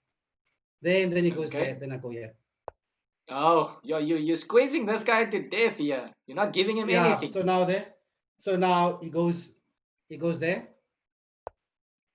Rook c3 possible? Yes. Yeah. Is that it? And then he stood up. Yeah, and then he stood up. No, he signed the paper. You know, like you have to put results. Nah? He signed the paper, and then he leaned over. He signed on my side. Then he threw it on the board. He left. So no. So now I actually wanted to go to him and said, why you angry, man? Yeah. It's not like I it's like one of those games where you are winning and then you blunder a 9. Exactly. No. You know what, man? everyone loses, man. That's something that you must actually understand. Yeah. Okay, maybe he didn't expect to lose. Yeah, okay, I understand. But I didn't expect him to be to just to be that angry. Yeah, no, I had a similar experience at Olympia. That was one of my victories Yeah, against the GM. But I guess yeah. So now they don't expect it from you, and they look at your rating. They think it's a point and so on. it's a point. Yeah. Then after the tournament, no, and then we went to the way there was this one night we decided to go somewhere. Yeah. No, at the lobby, at the lobby of the hotel. I saw him there. He was drinking there. Hey, Mabusela. I said, hey man, how's it? So he's a man. Yes, and then afterwards he started chatting. The next thing he said something funny to me. He said that. Then he asked me, why are you not playing? Why are you not playing tournaments overseas? Like, because you really, man, like, I'm sure if you play a couple of tournaments, your rating will go up and stuff. Yeah. I tell him, for me to come play a tournament, this I have to sacrifice this, this. Like, now when we play, we will not start at the same level. Where you are playing there to up your rating. I'm playing to make money. Yeah. So now and then you don't want to be in that situation where you already spend, let's say 1,200 euros to go play one tournament. Yeah. Then he said that life is tough. Oh no, life is not fair. Oh no, I said that. I said life is not fair. He said, yes, I understand, my friend. Life is not fair for others, but not for all of us. Okay. But at least the guy recognized you and you had a chat with him afterwards. So yeah. But I'm just saying that the funny part was the guy who said, what? Don't cry. No, your problems are your problems. I don't have those problems. So basically, that's what the guy said. Then I said, okay, no, it's fine. All right, cool. Wow, that was a nice game. And if you look at this, I like this finish. The way you knocked him out at the end. It's like Karpovian style.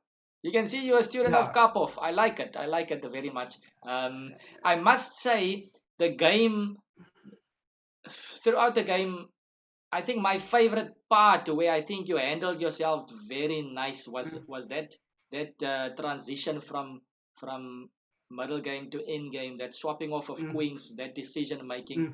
You didn't drop your pawns, you didn't allow the activity, you kept out. That was beautiful, keeping out the bishop and the knight, always restricting one piece. Brilliant game. Yeah. Brilliant game. I think this game was good because of the restriction, how I actually restricted him from playing the whole game. I'm saying the whole game. There was no point where this guy could say that he had a chance or something like that. But I think Rook F2 he cracked it. I think he cracked. Maybe I should just check it with the computer again, because last time I checked it was long ago. Is that what else that he could have actually done there? Sure. Can we check it here? What is the best continuation? Yeah, we can use the online engine. Yeah. The lichess engine. Yeah. When you went Rook takes here in this position. Let's switch on the engine. So now we switch on the engine. There you go. So you see now the advantage is not so clear. But +1. It is a slight. Yeah, it's a slight advantage. But Rook takes F2 was just wrong. Let's see how much did he actually give up. Yeah. So after this, it was just there. Yeah, he gave up some of his. Yeah. Yes. So okay. Yeah, but I think this was the. But to be fair, it seemed like there was a correct evaluation or correct sacrifice of yours. So I mean, hats off to you for initiating all of this. I mean, you can say someone cracked, but I mean, you have to apply the pressure to make that person crack. So I mean, to make a grandmaster crack, it is something you have to. It's not easy. So well done to that one. I must admit I browsed through this game before, but now I know it a lot better, the story behind and everything. I enjoyed it very much. So this was the story of Chess for Tiger. Sure. Brilliant stuff. You know what, Mabs? I just want to switch on this light here. By me, it's getting a bit dark. Just give me 1 second, and then we're gonna start with the second game. The second game, who are we looking at in the second game? it's the game. This was the last round at the SA Open against Grandmaster from Portugal. Okay, let me just show the info Fernandes. here for everybody. Yes, Fernandes. There's the info, guys. And Laparot says, great game. There, Mabu. Just give me a second. I'm going to switch on my light.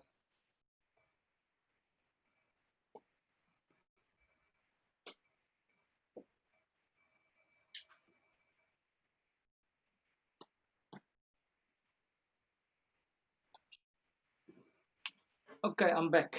Okay. All right. So you say, okay, so this game is Mabusela versus Fernandes. Yes, SA Fernandes. Open. Is that Fernandes from Portugal? Yes. I think, yeah, I also had a decent SA Open. I also played in this one. I think I drew against him in this tournament.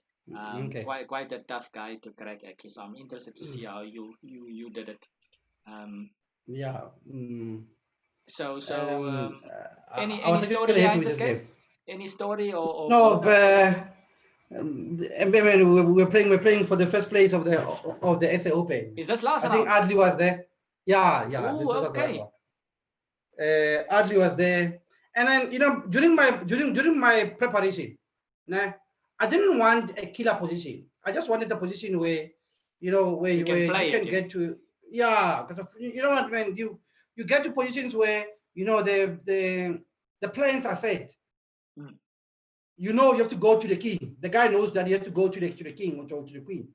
Yeah. So I just didn't want that. I wanted a position where it's gonna be somewhere where it's gonna be mano a mano. Like that. So yeah. Okay, here we go. Okay. So now, so this game, yeah, but I mean, it's difficult prepping for this because now this guy plays a lot of lines, man. Now and then you have to pin him, to know exactly what he's actually going to play. Yeah. So, oh, and luckily this game, this opening, myself and I think this was the last year when Watu was still in Pretoria. Oh, okay. I think 2013 he moved to Cape Town. Okay. Well, what happened is that we went through this line a lot. We had training games. We had a lot of stuff with it. Okay. So I was good experience. I was comfortable. So here. This, then even G6. So there. Bishop here. There. Castle.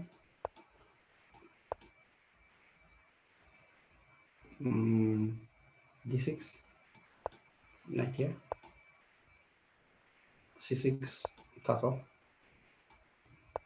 Knight here. E4. E5.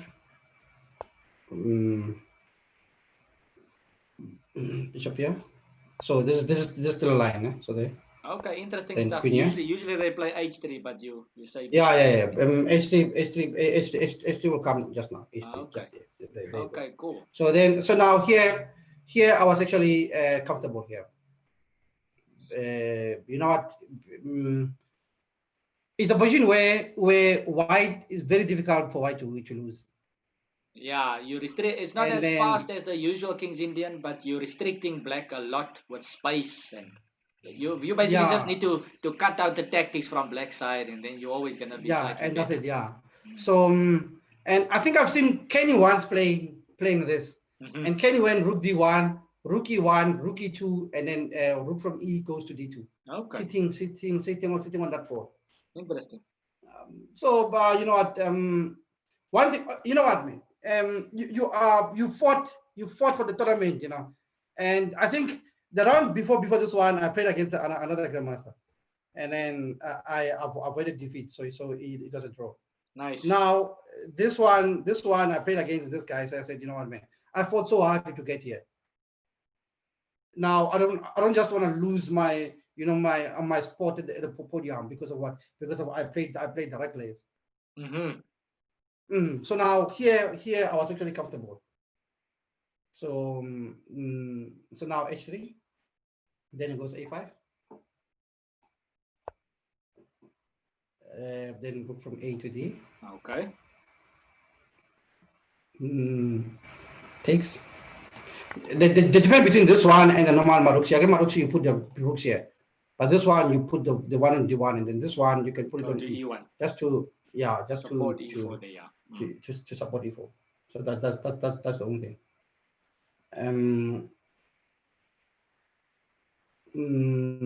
So now he takes, then goes here. Then here. Now here I see in my notes, I wrote that white is not winning or better, but here's a easy game. So you see, I was just comfortable in that. Yes. All the pieces are still on the board. Everything is. Yeah. So if I'm playing against a guy I believe I should beat, I'm gonna beat. If I play against a guy like this one, and then it becomes a little bit more difficult to beat. Now, okay, so now the guy played. So now here he played A4. All right. So now and then I go F4. Okay, F4. This is just normal. Yes. Yeah. This is just normal. So white has a space advantage, which is not the okay. So this so now I've just have a space advantage. So this is just a long term advantage. I just build on it. Yeah. Now here. So it goes here. Oh, by the way, this was played before. I think I remember putting this game in. So I remember this one, this it was played before. Okay, so just a question here, Mabu. So usually, or what I've seen a lot of times, white plays B3. So you haven't played B3. Were you at all? Do you have? What's your idea here when black attacks the C pawn, or is it still coming? He tried to attack it. Because remember, you can't play on both sides of the board. So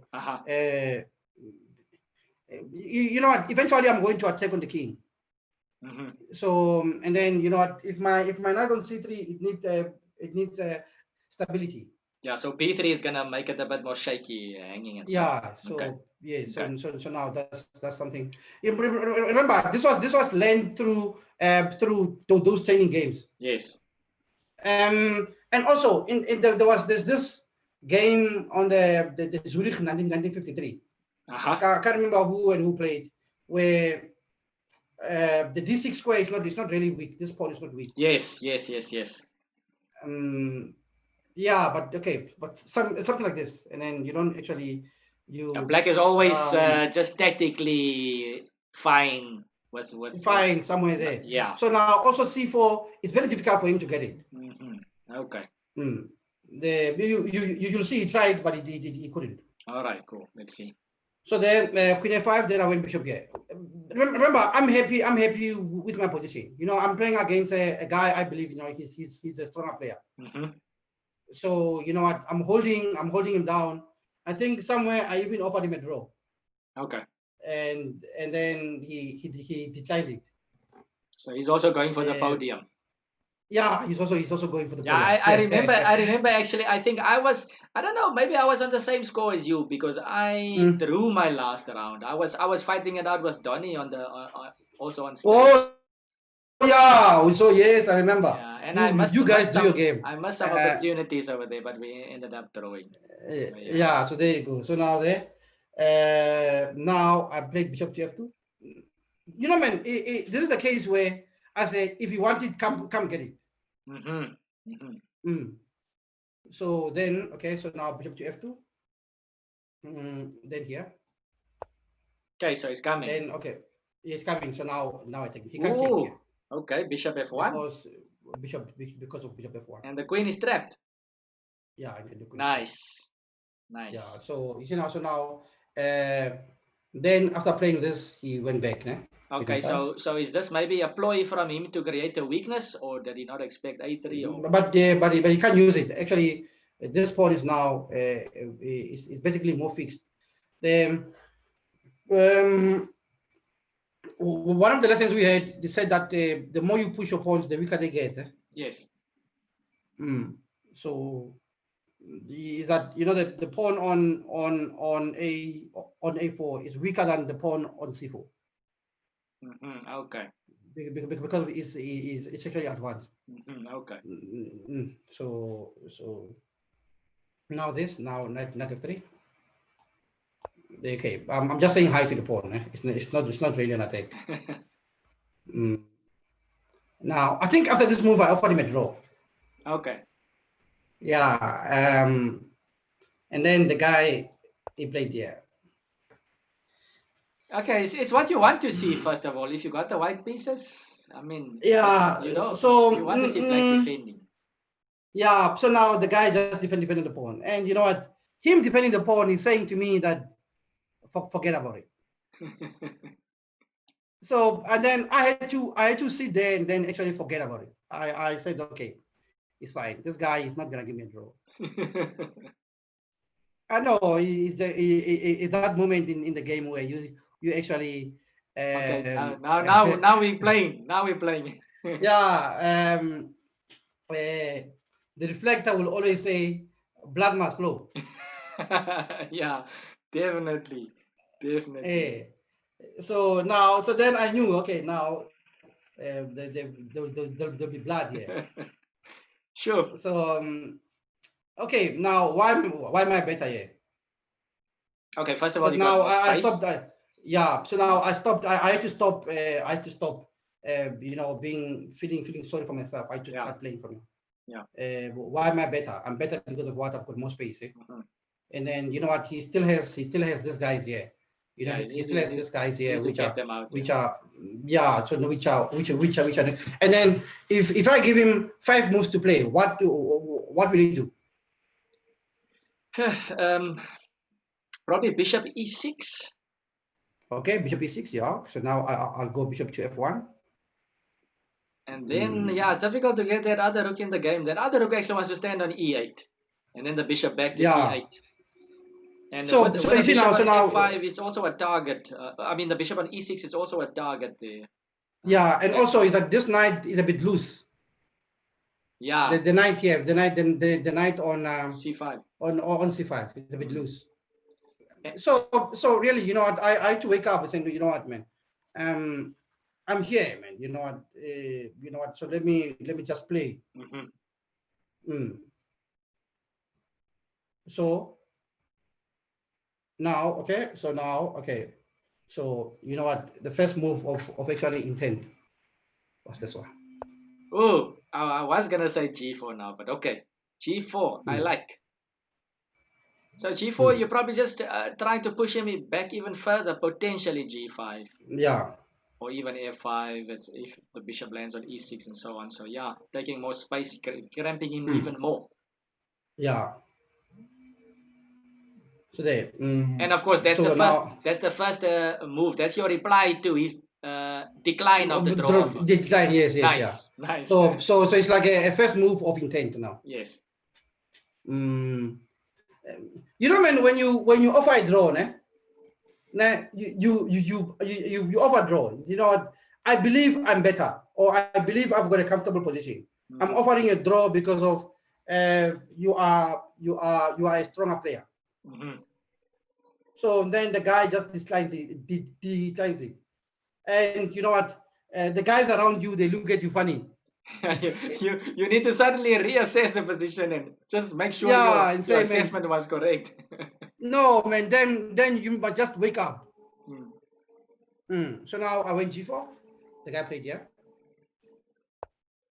Yeah, good there.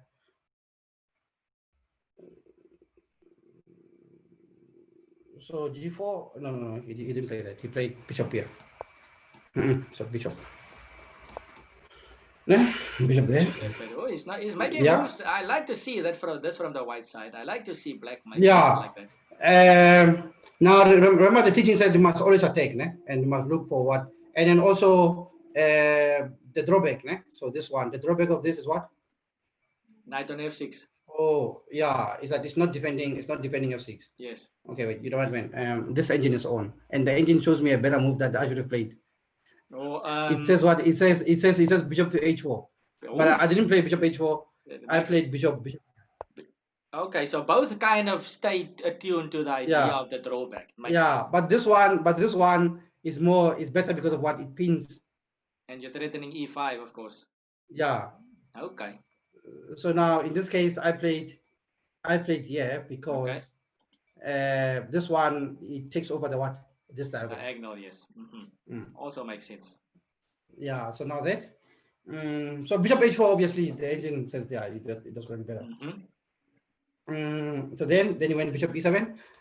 I don't know. I believe this was not a good move. Yeah, okay. I think the guy also maybe because he declined the draw offer, you feel obliged to show that you want to make an effort to go forward. But I mean, he could play bishop g7 back, but it means like Yeah, that's it. So now I don't know. This move is bad. You know how bad this move is, nah? It's the same as when the bishop is here and then you capture a pawn, nah? And then afterwards someone goes rook b1 and you capture the pawn on a3. On a3. I'm just saying, but remember this guy got nothing. Yeah. Yo. Yeah, no, he's really pushing the boundaries here. Yeah, okay, we know the rules, but grandmasters, they know how to break the rules, when to break the rules. Yeah. You see now that's the difference between why we've got grandmasters and there's us. But I don't know. I thought this guy was pushing it. Yeah, no, it definitely seems like it. I mean, I feel like maybe even that draw offer was good timing by you, because since after that the guy just started playing, because you see the thing is this: if your mindset while playing the game, I mean, if you are slightly worse, you must play a game like you are slightly worse. Yeah. But now this guy is slightly worse, and he declines the draw offer, so he wants to play like he wants to win. So he needs to show something. So I think that draw offer with timing, I don't know if it was planned, but it was a good timing as well. So now it looks suspicious. I want to see how you're gonna expose this bishop e7. So now now the first thing is I go queen. Remember about about that book by that the queen you don't needs want to be near. The queen needs to be there in the fight. Nice. So there. Now he goes bishop. Wait. Oh no! Wait. This move. Now to attack this. Okay. Then I defended. So now this this was actually, and then the bishop went back to c8. Did he play bishop c8? Yes. So now this is the position. Sure. Now this guy, he had 5 minutes left on his clock. 5. Yeah. Okay. I had a day. Yes, I had a day on my clock. Okay, so the question is how to proceed. F5, G5, E5. G5. Yes, so E5, many nice so options. I think that's your biggest danger in this position. Just picking something from all these nice options. Now, definitely the attack should be on the guy's king, because of now all his forces are sitting on the queen side. Yes. Now, man,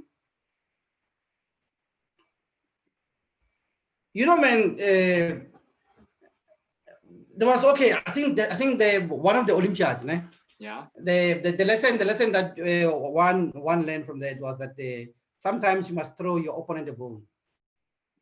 Okay. So you must leave it to your opponent to actually make a mistake, to give you something. Yes.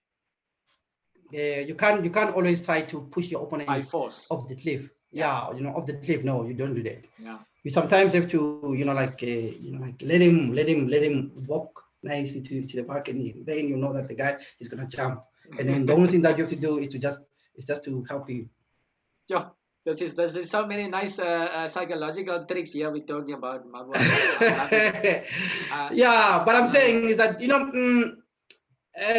like I said, because we play so many open tournaments, that's something that we actually learn. Yeah. Makes sense. So then I played here. Okay, so now the guy that is the bone now. It needs now the guy is sitting with less than 5 minutes, remember? Then he has to sort out that move. What does that move do? Nothing.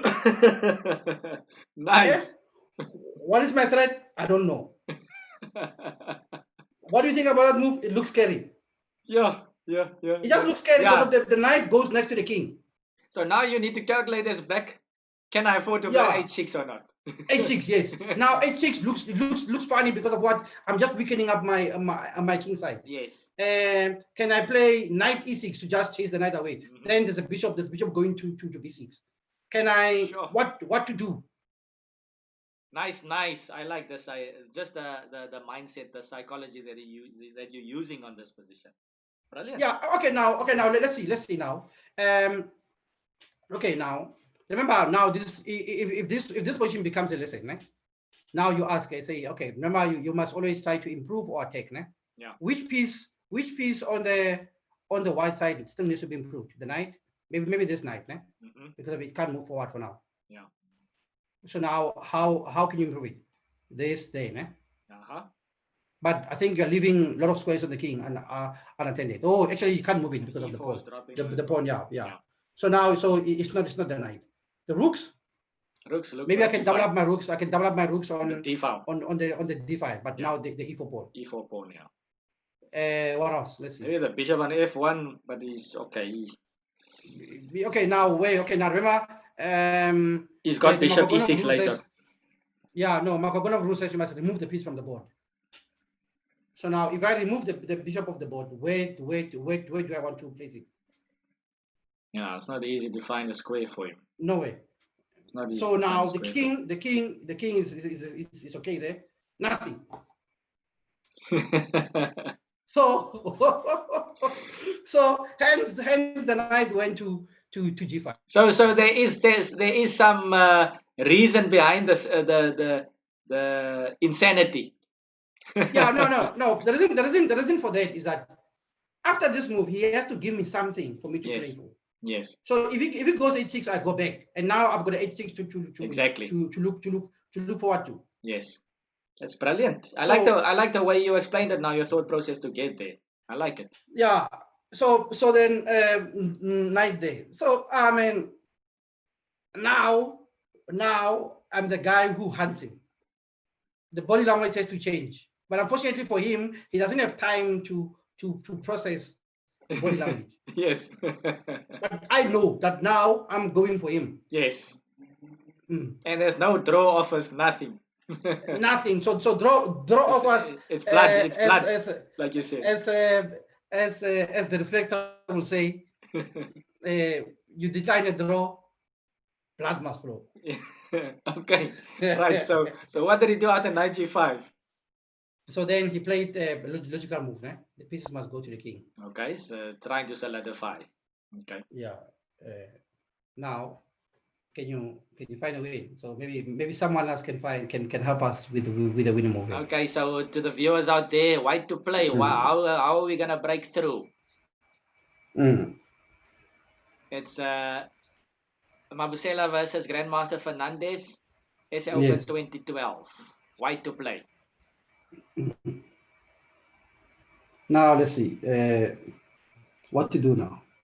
It's now okay. So how to finish up now? So I've got everyone now lined up now. The rooks are ready. The knight is breathing down the guy's neck. Now how you finish up? I think this move it didn't take me long. Let's just give the viewers a couple of seconds. A chance. Yeah. Okay. So now, okay, let me just stretch for a second. And yeah, sure. So yeah, there's a lot of tempting moves here, guys. A lot of tempting moves. I have elected here already. I don't know what you guys can come up with.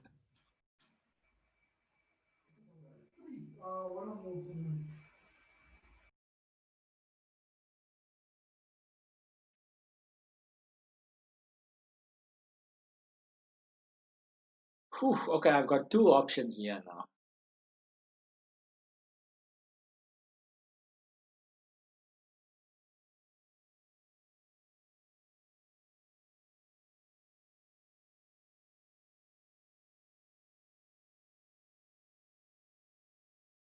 Okay, I've got two good looking options.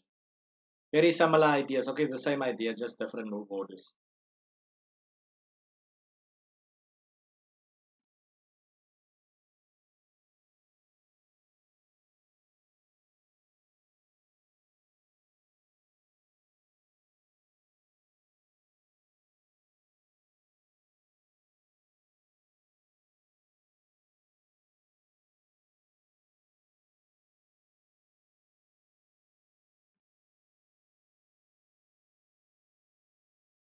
Yeah, everything looks pretty good here.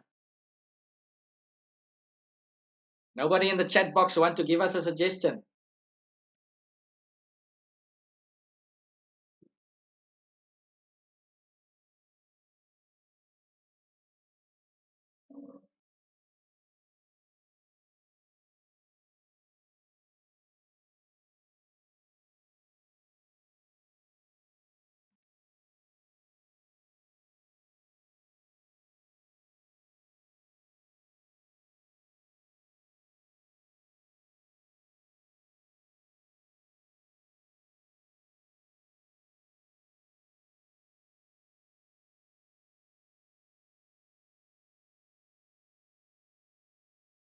Okay, I think I've made my decision on the move. Other one definitely looks very tempting, but I think I'm gonna choose the sane way to go.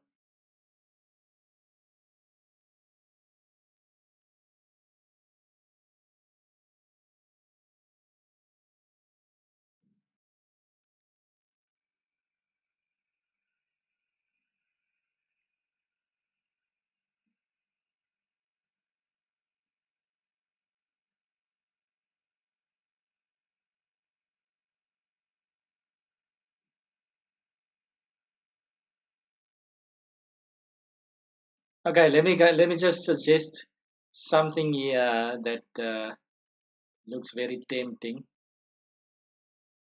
It's not my main move that I would suggest, guys, but maybe even knight takes f7 is possible. King takes and then e5 with the queen aiming at the king. That's possible. If pawn takes, then takes and the knight is already pinned. If you don't take pawn takes, you can always push on ahead and check. But that would be probably just exchanging off. So, but it does look tempting. It's opening up lines. It does look very tempting. But maybe the other way around is a lot more simple and logical. So, yeah, Mabs, we've got one comment here. Looks like everybody is waiting for us here. I've got a suggestion, but here Dr. Queenie says one can easily move the wrong pawn here. So Yes. thanks, Dr. Queenie, for commenting there. I was looking crazy here at something. I've got my main suggestion for you. I don't know if, but the sideline is something like knight takes f7, king takes, and then e5 is one possibility. That does look Okay. chaotic over there. But maybe I would suggest just simply e5. And then you've got ideas of playing e6 as well. Maybe you can tell us what Wait. you think is correct.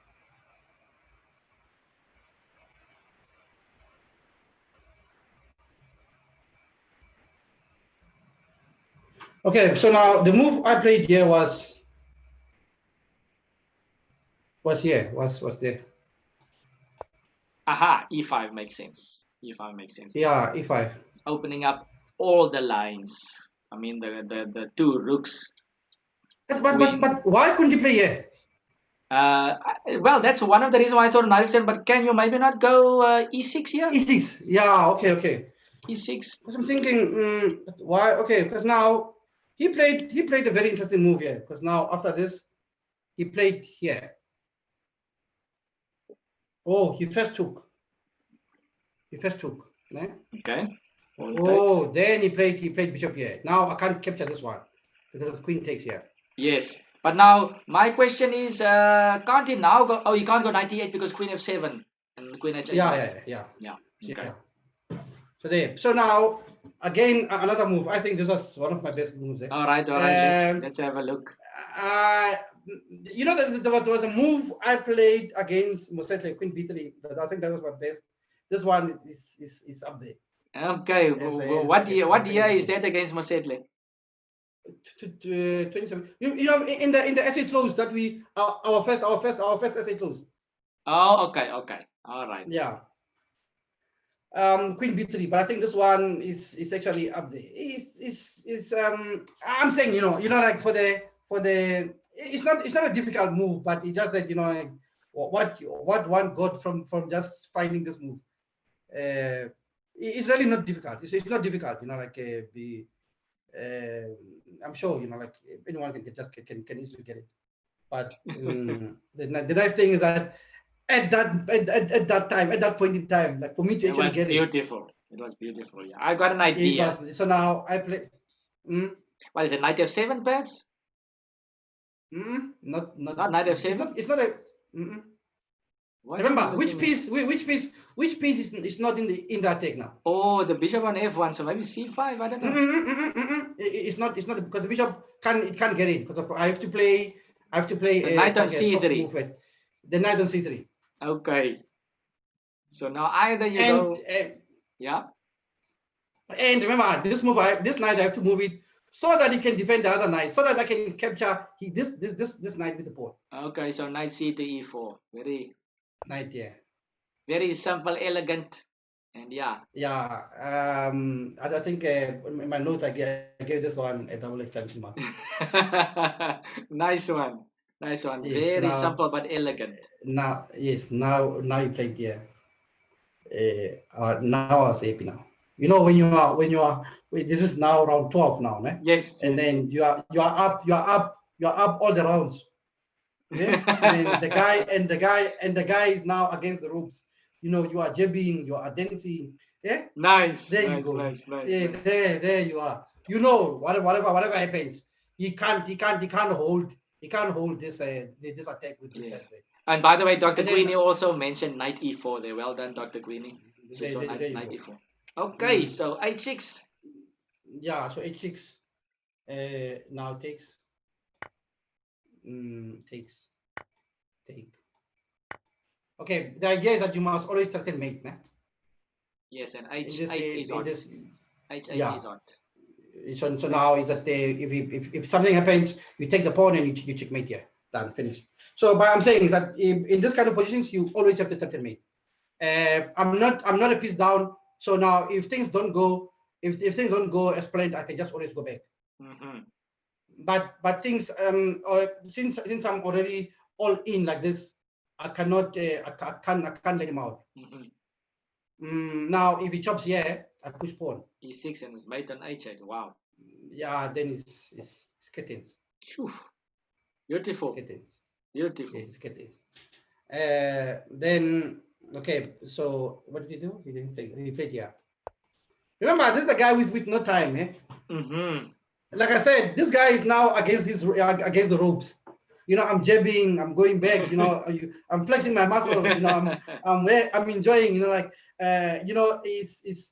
It's So I take here. Check. Woo! Okay. You know what I Now, was thinking about? I was even thinking about it doesn't work. Okay, it doesn't work. Now Queen G7 doesn't work. I wanted to play E6 check and so on, but it doesn't work in that. Okay. All right. So anyway, now Queen F7 is a normal move. There, and then afterwards, yeah, this is where I had to have just a little bit of a think here. Yes.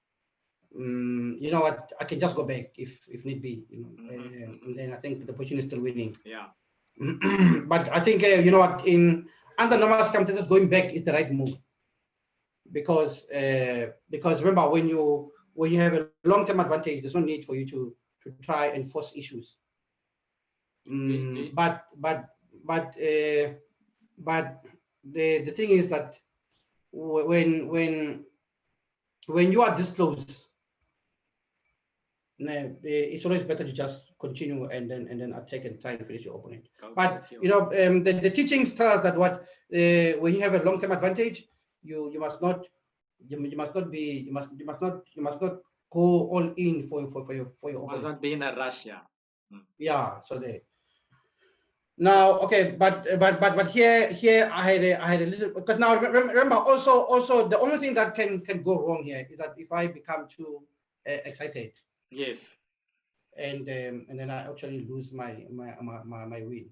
I must say E6 does look very tempting over here. Yeah, no. There's a lot of basically a lot of wins. It's made. E6 is made because if he can't capture.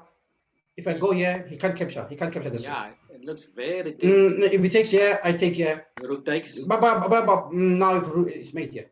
Yeah. And Queen takes G5, E7. E7. There you go. It's there. But no. But I'm saying is that. But it's not necessary for that. It's not even necessary. It's not necessary Yeah. for me to dig in and Exactly. calculate such a Yeah, I get you. I get you. yeah. So I can do that, but I did it anyway. Like I said, and I tried to find, the I took care. Mm-hmm. Remember, So I always made trade, né? he has to take the knight, I suppose. So now he takes the knight, then the other guy joins in. Ooh, finally. Now You see, again, I was yes, complaining about that bishop whole game, and that bishop. finally, Now look at finally. it. Now is a star Wow. piece. Is a star piece. So I calculated it until he actually resigned. So now I saw this whole move. So then King you played here. G8. Rook You F1 then maybe. check. Okay, So check first it doesn't immediately. matter. It doesn't matter. Yeah, because now remember, as Kasparov says, né, it's easier to calculate forcing lines. Yes. Mm-hmm. So now here, all these moves are forcing. Mm-hmm. I went Queen G6. He's forced to capture, or else is mate. Yes. Then Bishop D3. He's forced to move his king, or else is mate. Mm-hmm. Then check. He's forced to move his king, or else is mate. Mm-hmm. Now he goes here. Then I give check. Then his king has to go somewhere, or else is mate. Beautiful. So it doesn't matter where he goes. If he goes anywhere else, then I take the bishop. So he goes. So if he went to E7, then I take here. It doesn't matter where he goes. I'm a piece up. I thought you were just mating him even. Yeah. But remember, yeah, this you is a piece up. from the Yeah. calculation. Yeah. Okay. Yeah, I get you. because remember, I had to calculate all this before I took on G6. And when calculating, you also sometimes need a safety net just to make sure. Okay. Yeah. You've got that. Okay. So Queen G6. So where was the final? Where was the final move? So now there it was Queen G6. Then he played here. Then I went Bishop there. This. Then check. There. Check. Then he went E7. So I took care. Then he came off. Beautiful stuff. Wow. You are really So now there. Not holding back against these GMs, eh? Yeah. So now this was my victory against another GM. So it's a great feeling, like beating someone who knows that. I'm sure this guy has played against the best in the world, and he actually managed to actually beat him. Sure. Okay. I actually it's a tough call for me. Which one I like more? I probably am gonna say I prefer the first game, just because I'm also in that Karpov style school of chess. I love that. But this is so beautiful. I love this game as well. It started off positionally, just holding your opponent with your extra space, and then your opponent, after that draw offer, he started playing some suspicious moves. And I love that knight No. G5. It helps because of I was confident with that opening. Yeah, no, definitely. And I mean, even those type of tricks, like you said, with the C4 pawn hanging, you were aware that it's not so easy for black to get it. These type of things, if you're not aware of it, if you didn't play these training games and have experience in it, you might be more worried about that pawn and this and that. You burn more time. And sure, very impressive, Mabs. I like this. Yes.